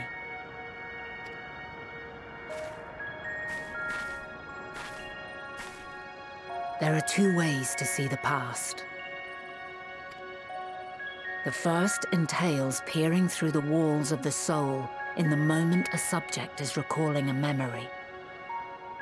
The second requires no subject, and is instead a process of piecing together an event from ripples left in the ambient ether. As memories are etched upon the ether of the soul, so too are they etched upon the ether of the world. In this way can history be preserved. Such memories are given to fading, however, and can prove challenging to visit. But come, let us try. Close your eyes.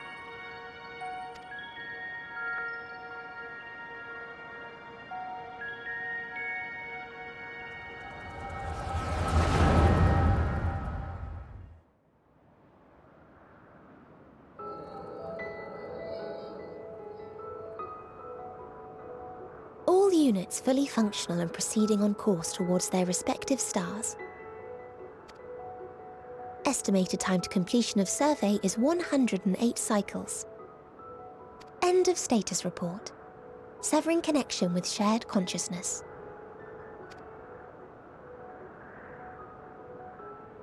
Did you hear that, Hermes?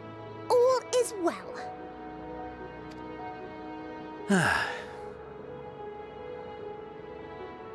Yes. Good tidings at long last. Every step of the way, I've been reminded how little we understand creation.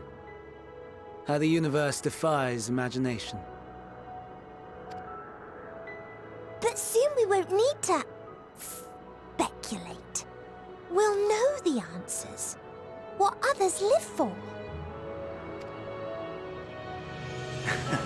Indeed. And we'll owe it all to you and your sisters. I wonder what answers we will get. Whatever intelligent beings that exist out there are bound to be vastly different from us. Diverse in form and culture, possessed of unique ways of thinking.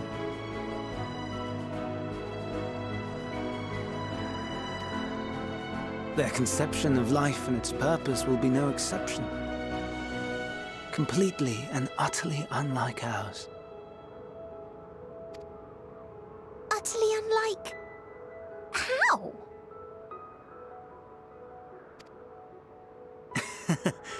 I have no idea.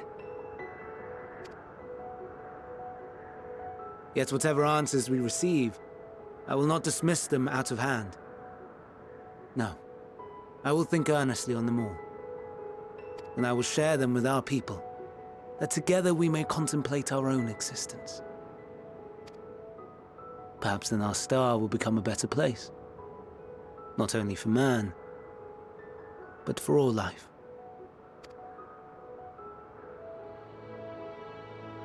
Meteion, though I gave you wings to soar the heavens, I did not teach you how to walk the earth. So loath was I to bind another living being. In the course of your long journey, you will learn from those you meet, learn to walk and run and so much more. And when you return, older and wiser, we will have a celebration to mark your homecoming and coming of age both. Will there be apples? Covered in syrup? And how are you supposed to eat them? Rather than food, perhaps...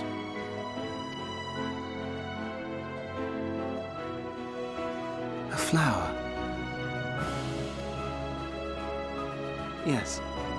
Upon your return, I will gift you a beautiful flower.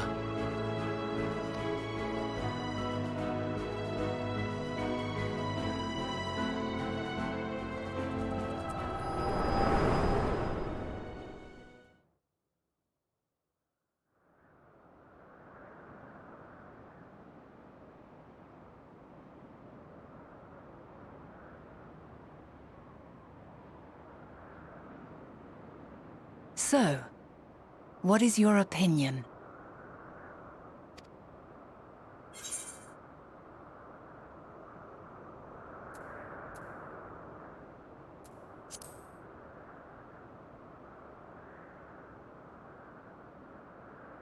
I am inclined to agree. As we had suspected, the two are somehow involved. Yet 'tis difficult to believe that they would deliberately seek to end all life.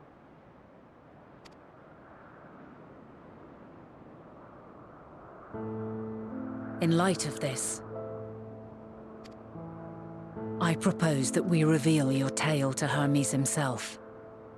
If he does not wish for the final days, as we believe, he may well join us in pursuing a solution.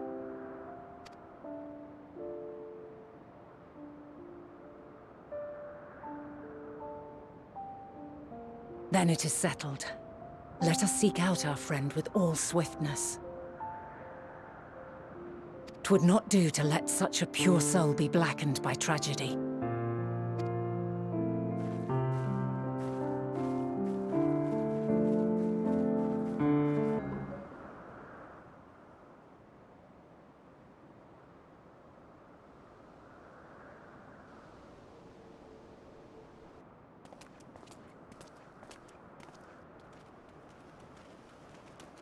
My apologies for keeping you waiting.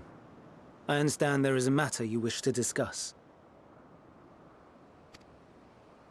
Aye. A matter of the utmost gravity. If one can suspend disbelief. Go on then. Tell him what you told us. Who you are and why you came.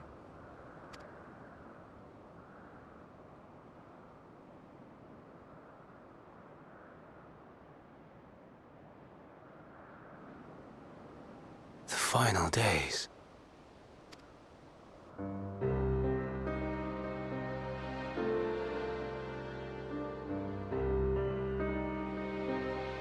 The phenomena observed during these star-encompassing calamities is likely the product of a dynamis reaction.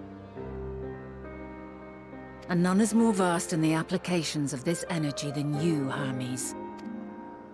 I must stress that we do not believe you would desire such destruction. We come not to lodge accusations, but to beg your wisdom. And so, distressing though the exercise may be, I ask that you share with us your opinion on the matter, on the assumption that our visitor's tale is true. Even you, Vana.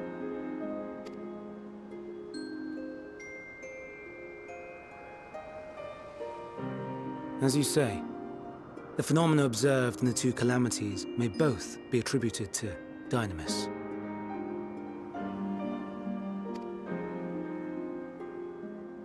Of note is the difference in its effect. In the first final days, it warped creation magics. In the second, it warped the people themselves. The key variable, I suspect, is the etheric density of the men of each age. As you know, Aether, in essence, negates dynamis. Harboring high concentrations of Aether, we ancients cannot readily manipulate dynamis, nor be manipulated by it. Therefore, rather than ourselves, the calamity affected our magics. In contrast, having been sundered, the people of the future are composed of but a fraction of our Aether. Thus are they susceptible to the influence of dynamis and its transformative potential. But that would explain only the mechanism, not the cause. Though perhaps...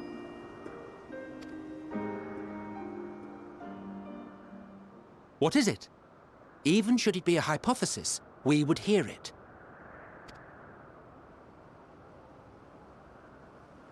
Dynamis is an energy put in motion by feelings. Feelings for which there must first exist a source. A source to which the victims must be attuned. One that harbors the selfsame negative emotions. Elsewise it could not be the agent of such extreme change. So it wasn't the stagnation of the celestial currents. Someone, or something, is instigating the star's demise.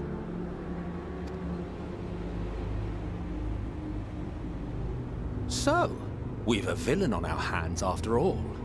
Any idea who or what it could be? The celestial currents comprise the outermost layer of the star's ether, encasing it like a protective sphere. According to your tale, it was where the currents were weakest that the phenomena first manifested. If the inciting factor came from without Aetheris, then its effects would first be seen in those locations.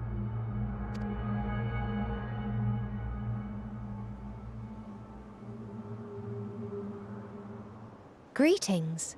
Can you hear me?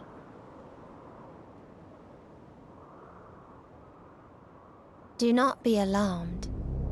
I mean you no harm. I wish only to hear your words, share your feelings, know your thoughts. May we please be friends? Meteion. What is it? Executing scheduled task, suspending individual self and connecting to shared consciousness. Connection established. Commencing status report.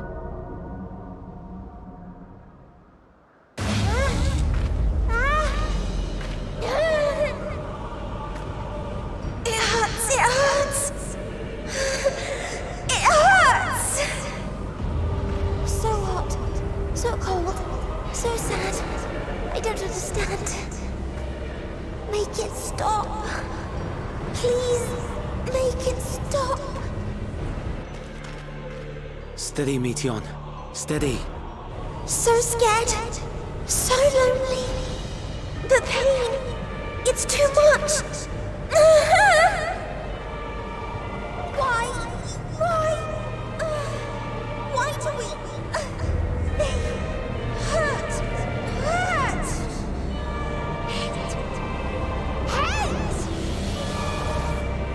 This is wrong. All wrong. She's gone? But how? She has altered her etheric density in order to blend in with her surroundings, an ability for avoiding confrontation. Most effective. Frustratingly so. I can't see her either. Not even a trace. Stay away. Please. This is wrong. My mistake. So please. Are you all right?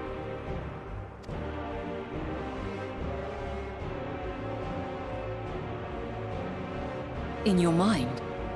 No. We only heard her speak the instant before she vanished. Of course. When communicating without words, Meteion also employs dynamis. That would explain why you were able to hear her, when we could not. Then you are our best chance of finding her. Follow her voice and try to track her down. Hindered though we may be, let us split up and search as well.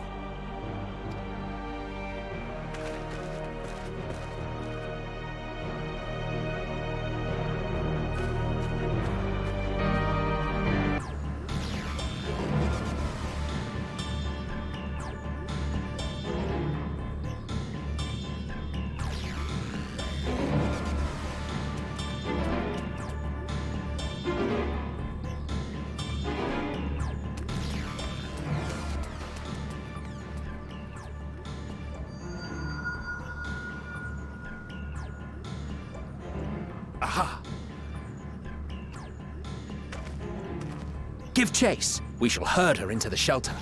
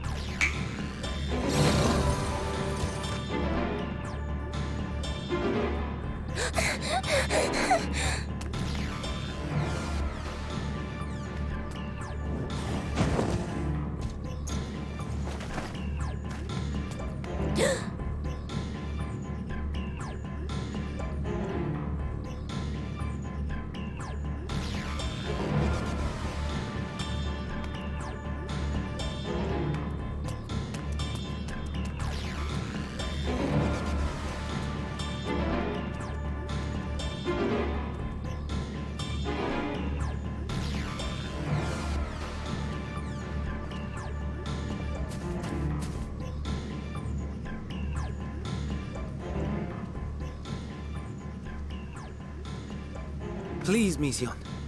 We must speak.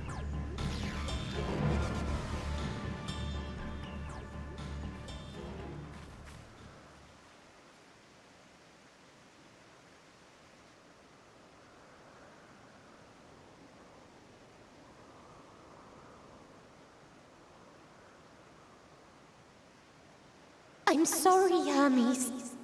I'm so sorry. If someone can hear these words, then please... please protect them. Protect them all.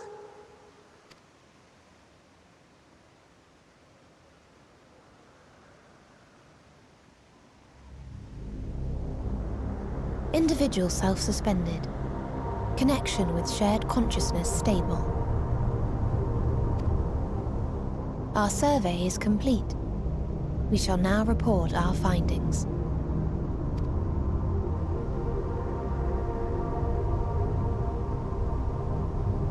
All units safely arrived at their respective destinations. Seeking answers to Hermes' question, we attempted to make contact with the intelligent denizens of each star. Results are as follows, in order of numerical code. Enna. Traces of civilization found. Structures believed to have served as domiciles. No extant life forms detected. Dio. Ruined remnants of buildings scattered across star, surface of which is encased in ice. Presence of life could not be verified. Tria. Evidence of large population centers, akin to cities recovered. No extant life forms found, only their lingering essence. Tessera. Edifices surmised to be abandoned residences found. No extant life forms detected. Deadly plague or extreme environmental degradation likely to have led to mass extinction. They are all... dead. Octo. Star found in state of violent conflict. Contact successfully made with inhabitants, but deployment of weapons of mass destruction resulted in total annihilation of local population shortly thereafter. Inea. Star is a barren desert. No identifiable flora found. Bones of living beings resembling men discovered beneath sands, but determination regarding their intelligence inconclusive. Remind me, Hermes, what exactly was the question you entrusted to Meteion? I tasked her with asking what others live for. What gives their lives meaning. Did you consider what may happen if the premise of the question is flawed? To be able to answer it, one must be living and desire to continue doing so. But if Meteion finds no living beings in the course of her journey, or none who desire to live, what then? What answers would she derive from their silence?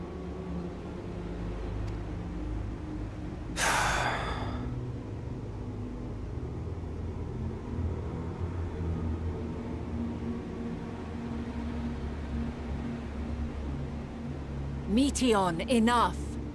Suspend your mission and return hither at once. Decapente. Local civilization once flourished under auspices of higher power. Said power later laid waste to civilization in fit of rage.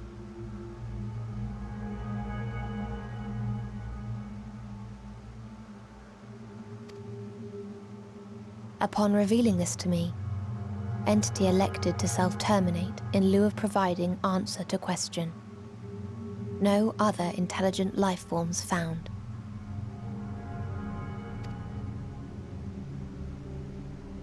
Turning a deaf ear, are we?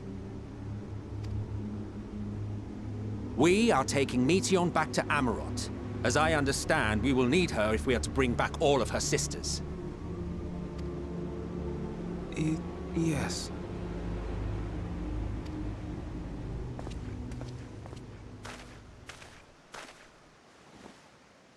Meteon.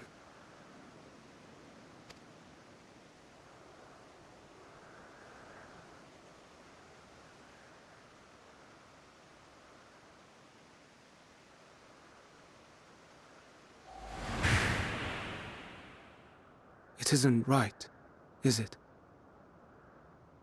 It isn't right to turn away from the answer. Even if the answer is pain.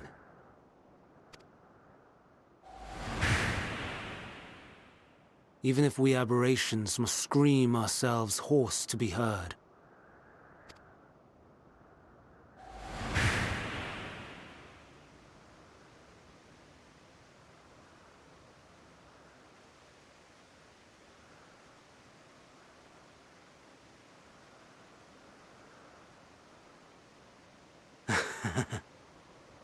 Aye.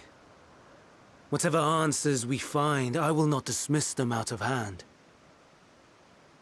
These words I said to you, and I will hold myself to them.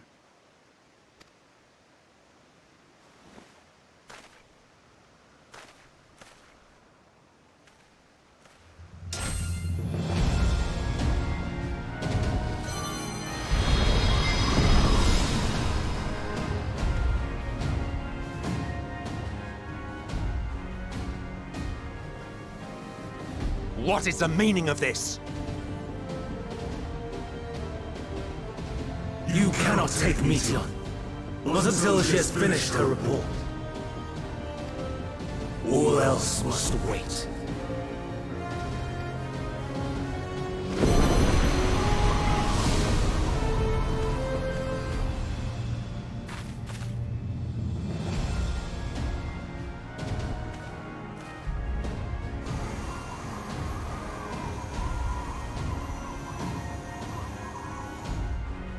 You fool!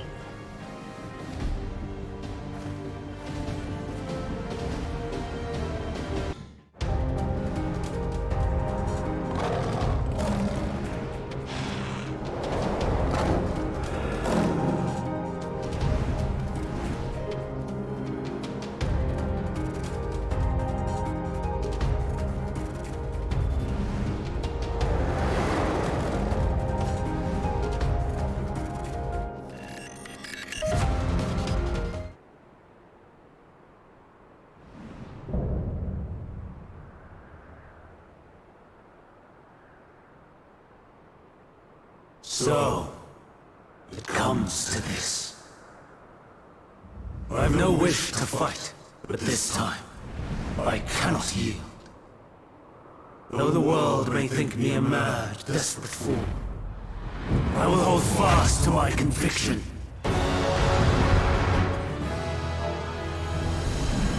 No! My power!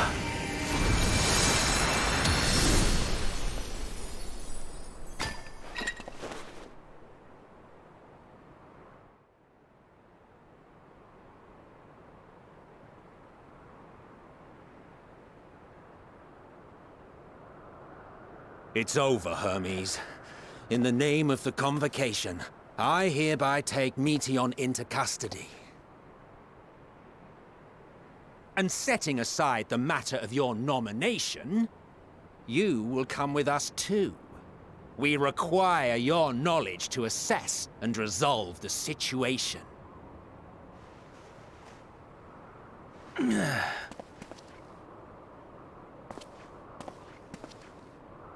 Meteon, I am so sorry. Would that I could have listened to your report in full. Reflected upon its meaning and conveyed it to others. That they might reconsider their chosen course. But I have failed. And that wish will never be realized. However, ere our fates become the province of others, I bid you tell me just one thing. Was there happiness in those distant stars? Was there a reason for living?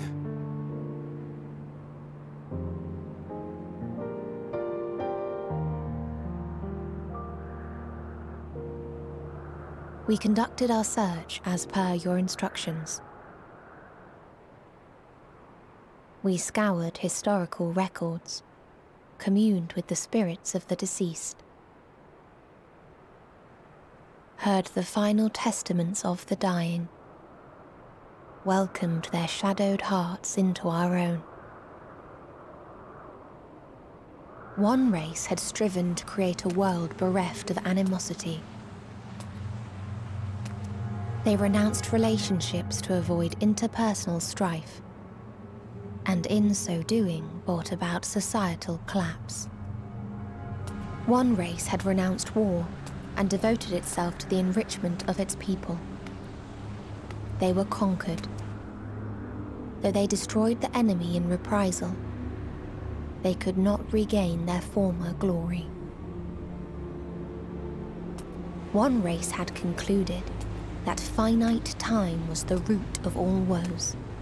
Aspiring to shatter its shackles, they went in search of infinity.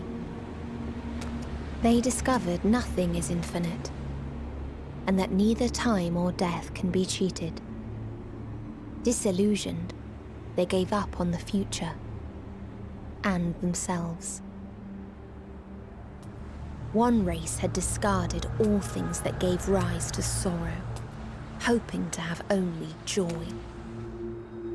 They found joy lost its savor in the absence of sorrow, and lost their will to live. Though worlds apart, these peoples shared a belief. The belief that they had tried their best.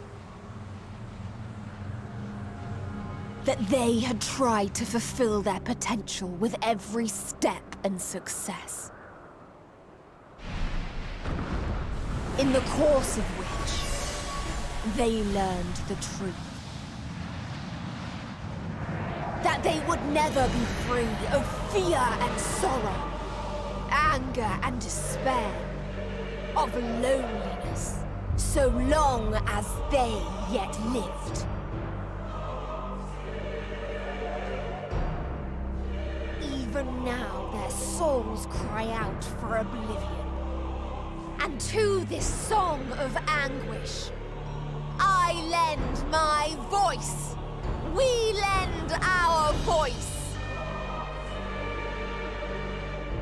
Oh, beloved mankind, shimmering jewels of beautiful Aetheris, rejoice, for we will free you from the cruel yoke of existence.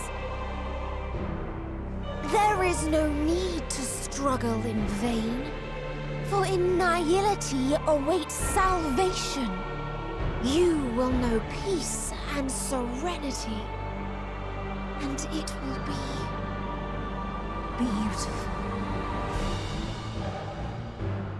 We will make our nest at the edge of the universe, and there in the dark of dead worlds hoard sorrow and suffering. There we will sing, our chorus ever louder and ever clearer, that our song may reach even this ether-shrouded star. Such is the answer we have found in the stars. Such is the gift we now offer to Aetheris.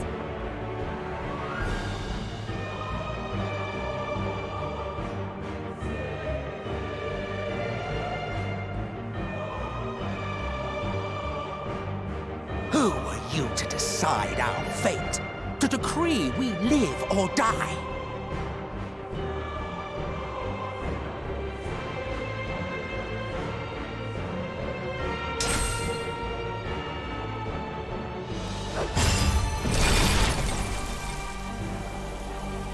Have you lost your mind? You heard what she said. She means to destroy us all, yet you'd still take her side? In the name of the Star, we have discarded those creations that we deemed flawed.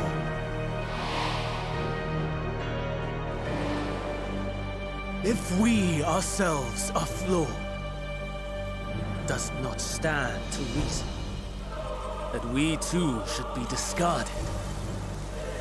That is sophistry, and you know it!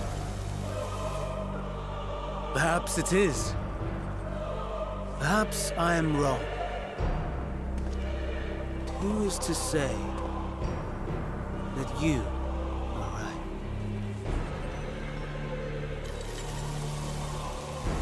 Let us settle this with a determination. In my authority as Chief Overseer of Elpis, I will make a judgment on man's fitness to exist. If he can learn to value all life and retain his will to live, even should his end be justified, he will surely find a way to avert his demise. If not, he will perish from the start. As with all determinations, provisions must be made to ensure fairness. Kairos! Awaken!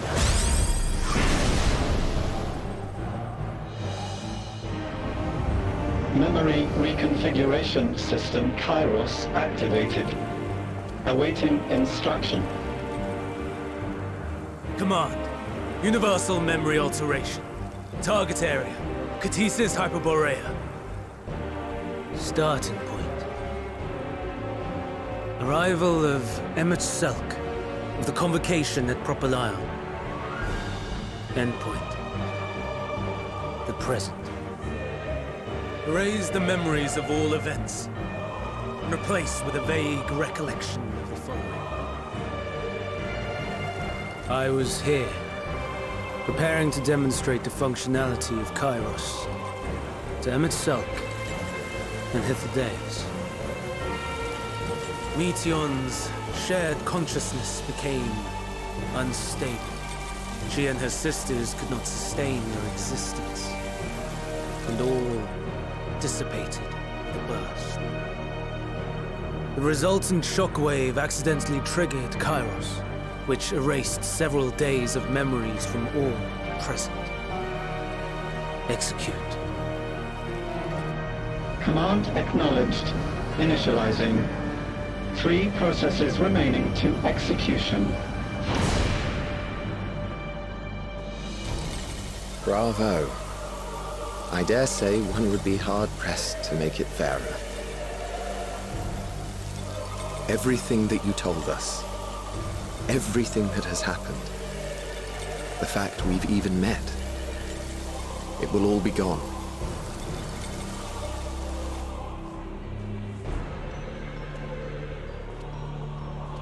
Go, Meteon.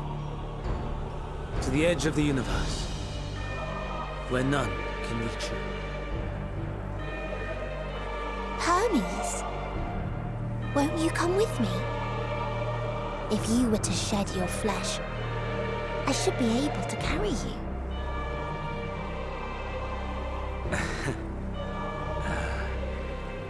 I will remain. As a man, I will oppose the oblivion you bring. Silly fool. Had you said yes, I would have granted you the gentlest end.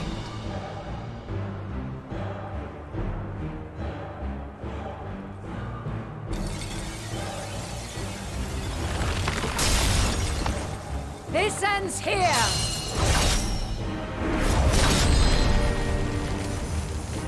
Fly, Meteon!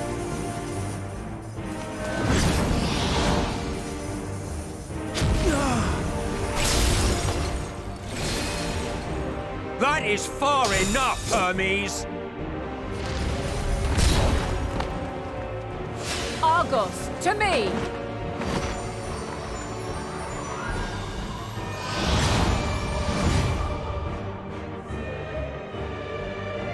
First process complete.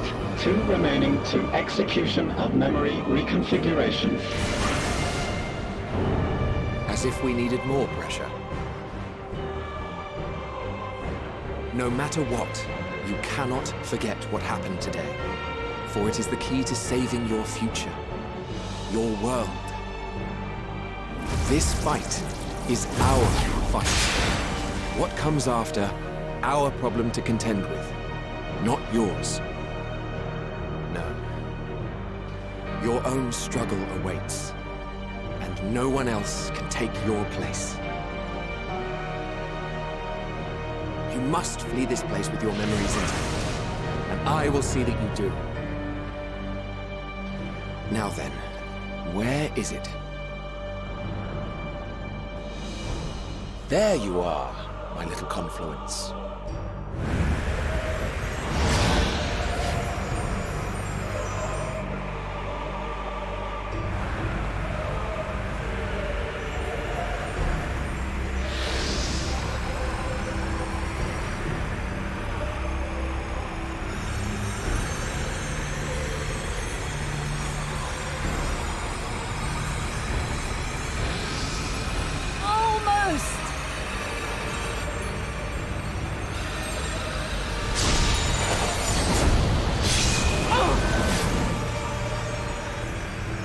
Very well, then. You may elude us this day, but not forever.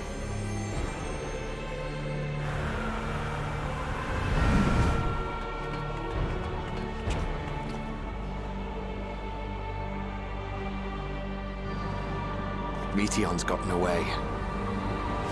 Second process complete. 1 remaining to execution. No time for brooding. Listen well. Beyond lies a spatial confluence that connects the interior sections of this building.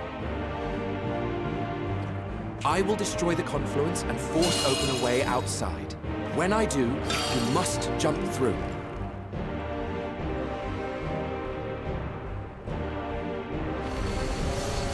I cannot tell you how sorry I am.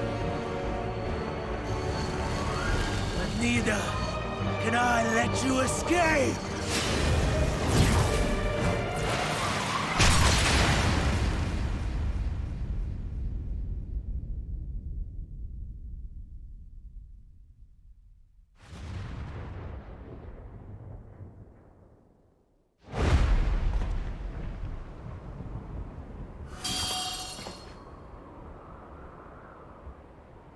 Too brave by half.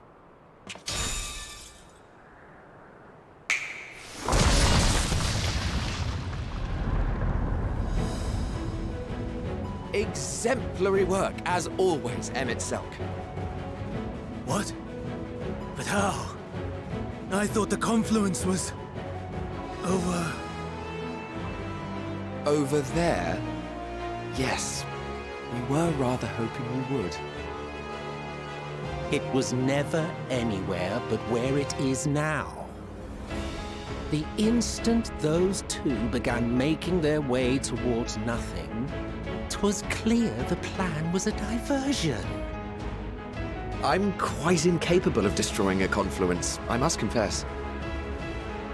A gambit brazen beyond words. Though we've grown accustomed to reckless improvision due to the antics of an incorrigible associate. Though, in the case of certain present company, incorrigible is an understatement. Honestly, I'm beginning to suspect it's a requirement for every Azen.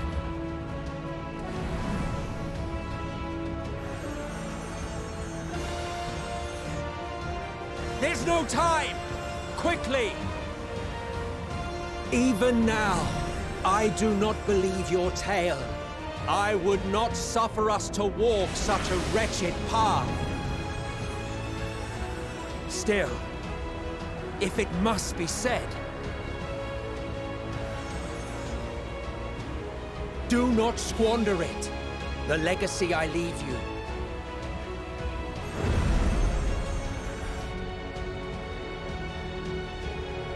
Final process complete. Executing universal memory alteration.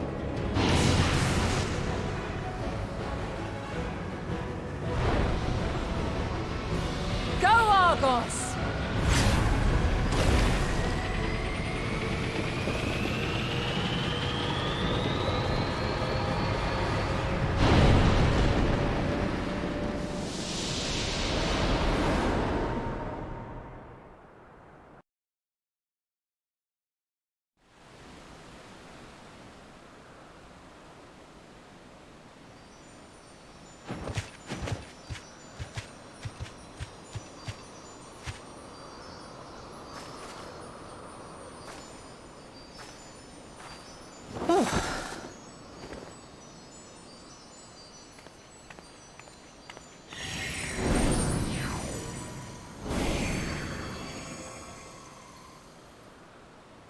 I'm fine.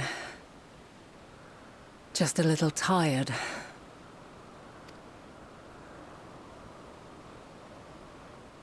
Can it be true? Are we the only ones left who see beauty in the world? In life? Are the stars above no more than husks of fallen civilizations?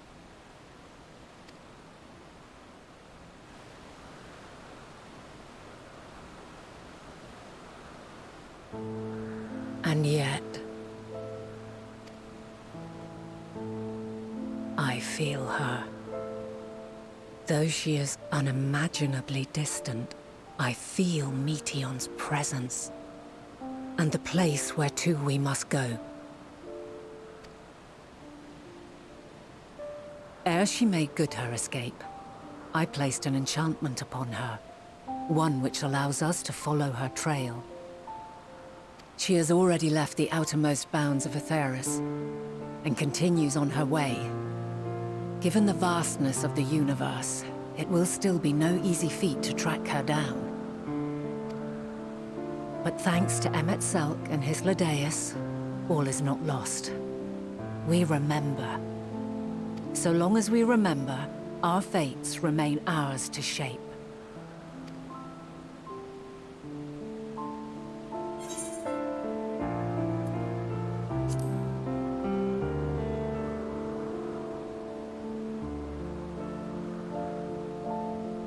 I'd like to know too. Let us ascertain the situation at Cutisis Hyperborea, where they should still be.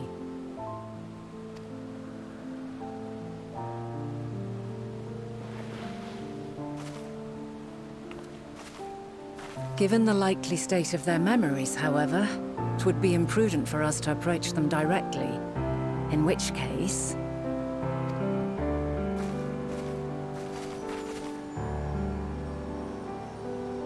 I am sorry, my friend.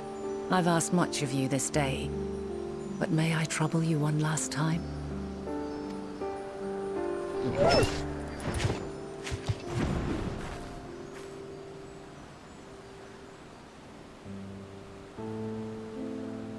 Argos will investigate in our stead. We will share in his consciousness and see and hear as if we were with him.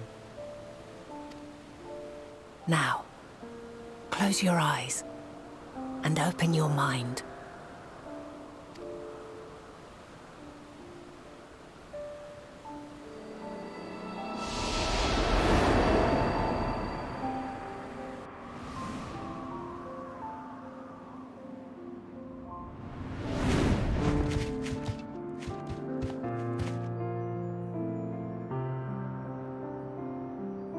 Thank goodness you are unharmed.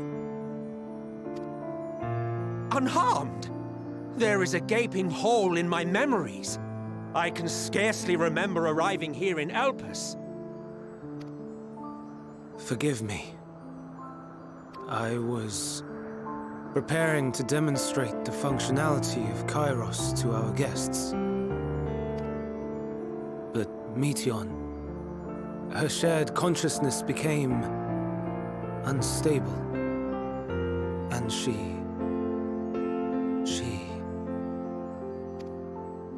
So, that's what prompted the state of alert.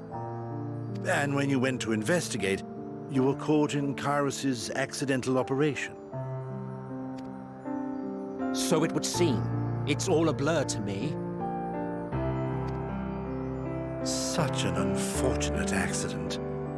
Oh, and what of Vinar and your other companion? You went inside together, as I recall. We did?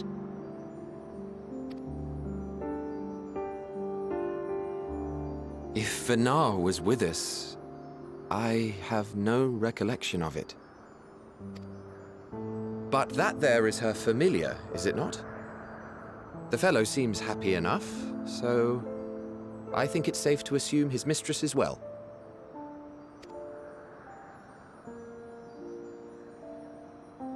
I haven't the slightest notion who this other companion might be, however. Ah, well, that individual struck me as a bit different, for want of a better word. Perhaps it wasn't actually a person, but some manner of creation. Curious. I must ask Vinar about it when next we meet. Yes, you do that. Now, if we may tend to Hermes, whatever this Meteon did, it seems he bore the brunt of it. Once you are fit to travel, you will return with us to Amarot. We need to make certain there are no other ill effects. Also, I am here on business of the 14. We've already had the conversation, like as not, but since your toy wiped my memory, we'll have to have it again. Yes, of course. As you see fit. This Kairos, it manipulates memories through the emission of etheric waves, correct? There is a theory which holds that memories scoured by blasts of ether are restored when the soul is cleansed in the underworld. If true, then perhaps when our time comes to return to the star, we shall remember these few days we have lost. I doubt aught of interest occurred. Look forward to the revelation if you like, but I should prefer to reminisce on more meaningful moments.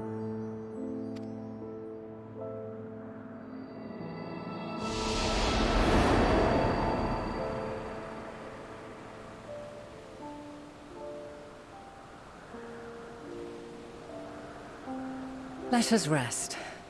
If only for a while. After all, you and I... Oh, we still have a long, long way to go.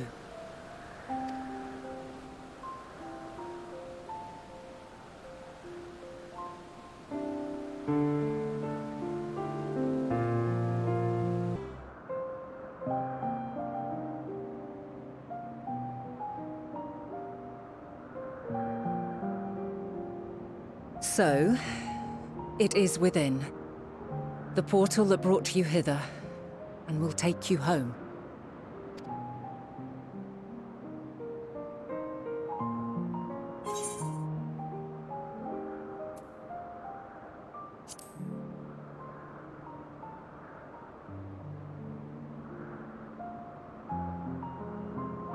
May you and yours emerge triumphant.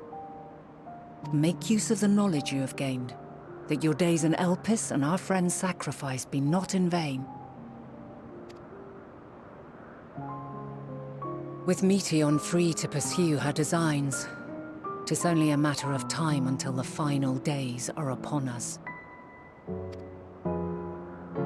We must be ready. From fortifying our defenses to securing our escape, there is much to be done. In spite of this, we cannot allow the report that set this calamity in motion to become common knowledge.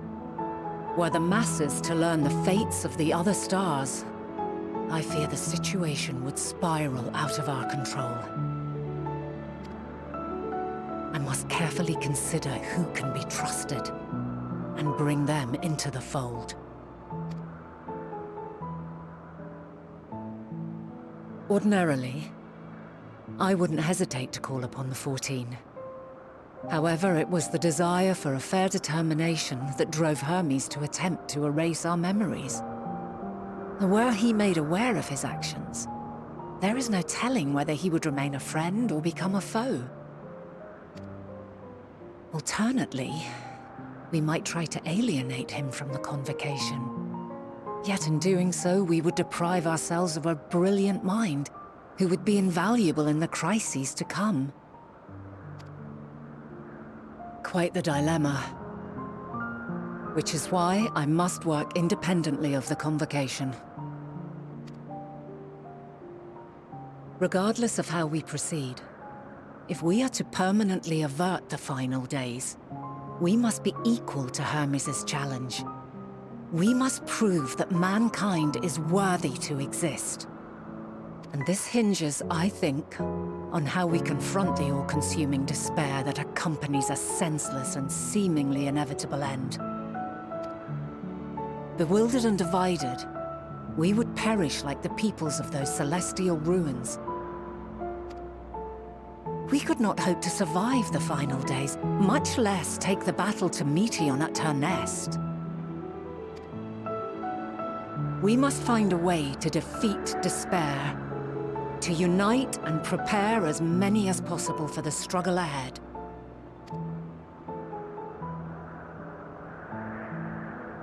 Heavy will weigh the burden of guiding this legion of souls.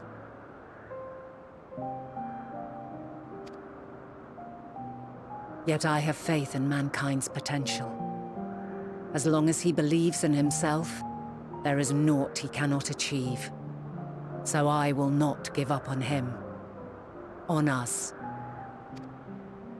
You may find your world to be very different. Or perhaps the erasure of our friends' memories has sown the seeds of a conjunction between us. We cannot know until the moment is at hand. So shall I strive to do my best, taking naught for granted as I walk my path.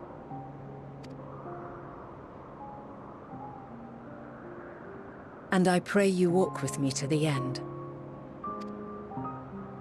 As you move forward, so too will I, as will all, resolved to fight for the morrow.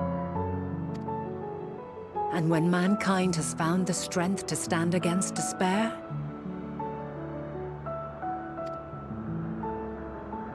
we shall silence the song of oblivion. She who sings it will learn our journey is far from over. This I promise.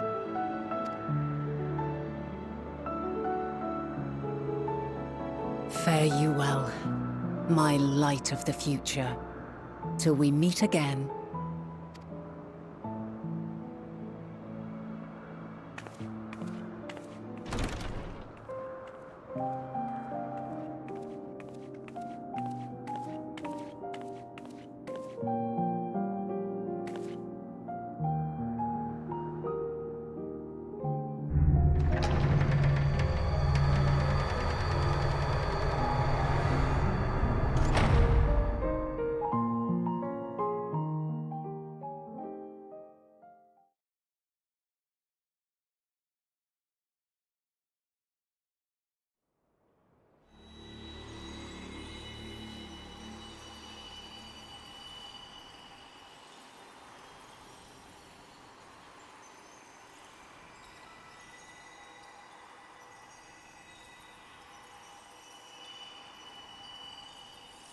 From this day forth, I shall strive to bring honor to the seat of Vandania.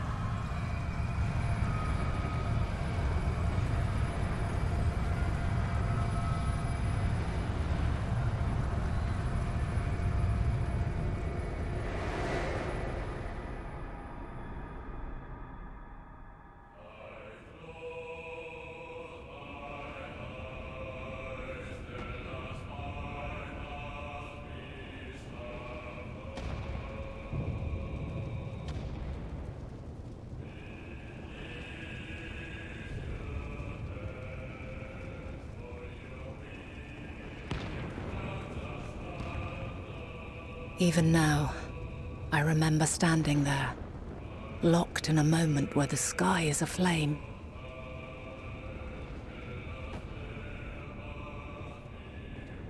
Where stars fall as tears, and screams darken the seas. Where resignation rots the trees.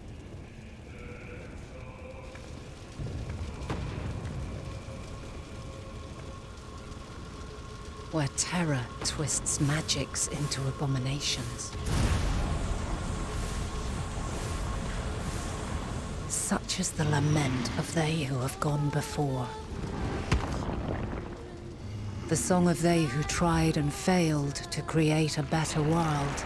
The song of the end.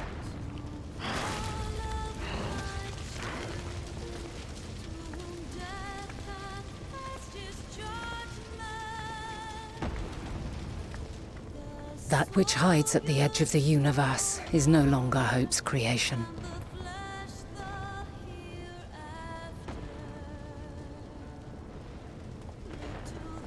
It is hopelessness incarnate.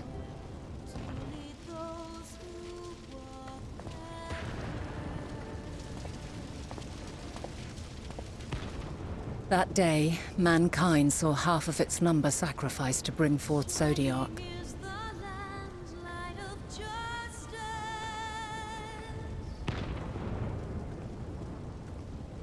And covering the star in a shroud of ether, we forestalled the final days.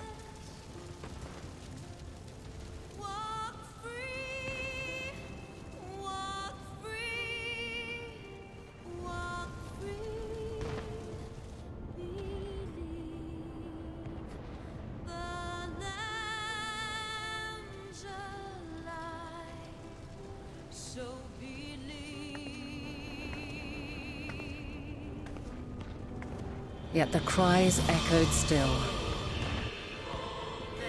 We wept for innocence lost, wailed for death inevitable.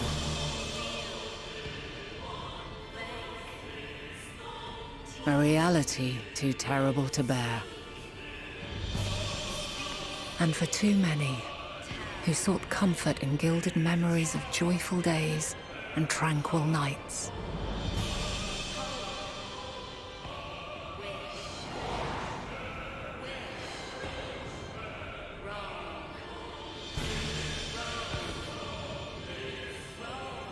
This is all wrong!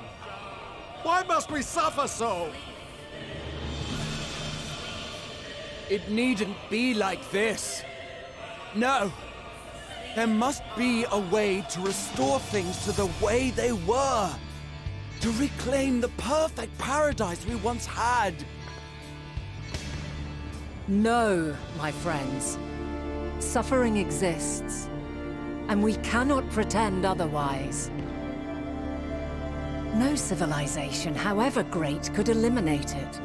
If we would live, we must accept it as our constant companion. Let us not seek to forget this tragedy. Let us carry it in our hearts, that we may grow stronger and know true happiness. We can't accept it! We won't accept it! It will be ours again! A world free of sorrow! No, it will not. For there has ever been sorrow.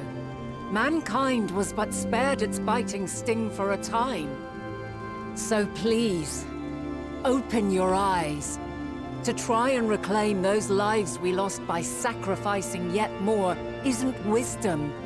It is weakness. No paradise is without its shadows. If we cannot accept this truth and learn from our pain, then our plight shall be repeated.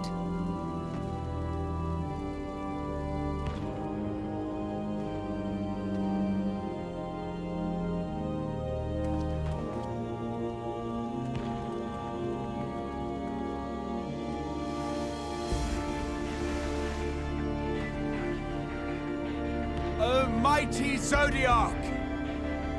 God, born of our boundless faith, we bid you, hear our prayer.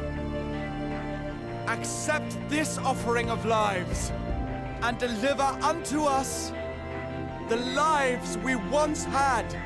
Deliver unto us the days of old, the days when the star was a font of love, and we knew naught but bliss.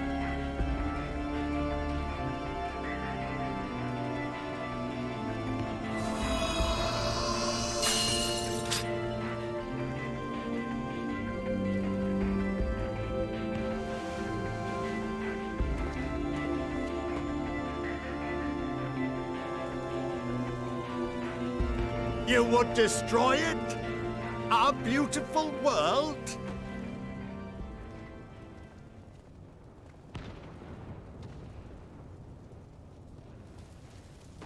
Lands that stretched on forever. Skies one could drown in.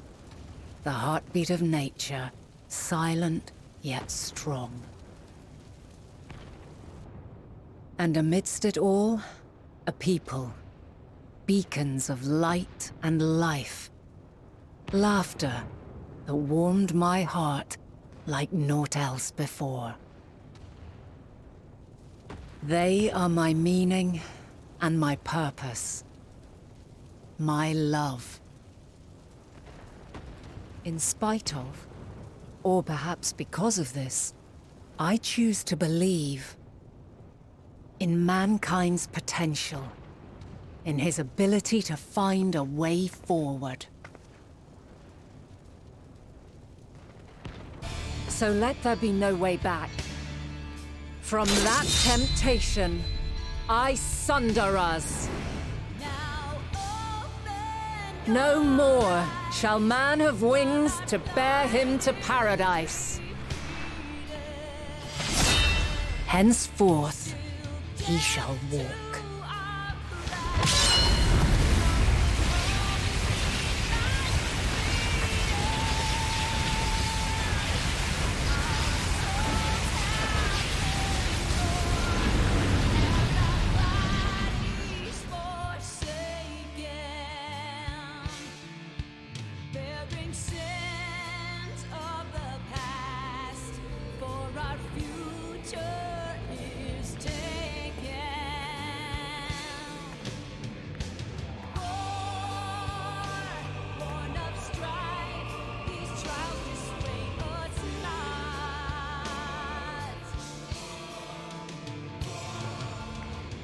All is excruciating pain. I breathe fire and torment.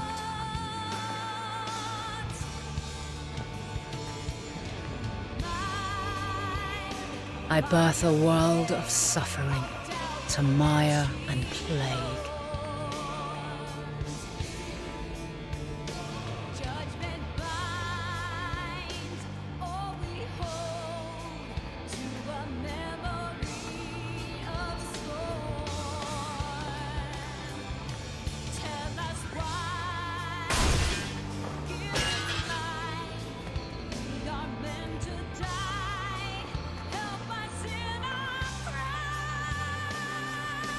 In one fleeting moment, lives come and go, ever moving towards the unknown. And in that fleeting moment, they cry for the answer to the question. Why, given life, are they meant to suffer, to die?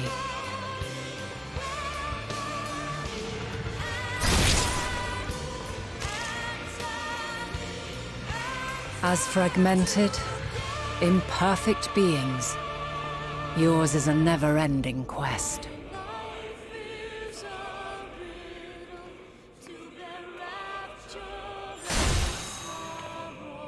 A quest to find your purpose, knowing your end is assured.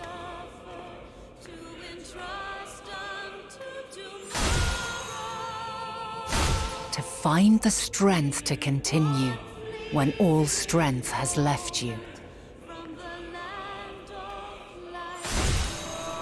find joy, even as darkness descends. And amidst deepest despair, light everlasting.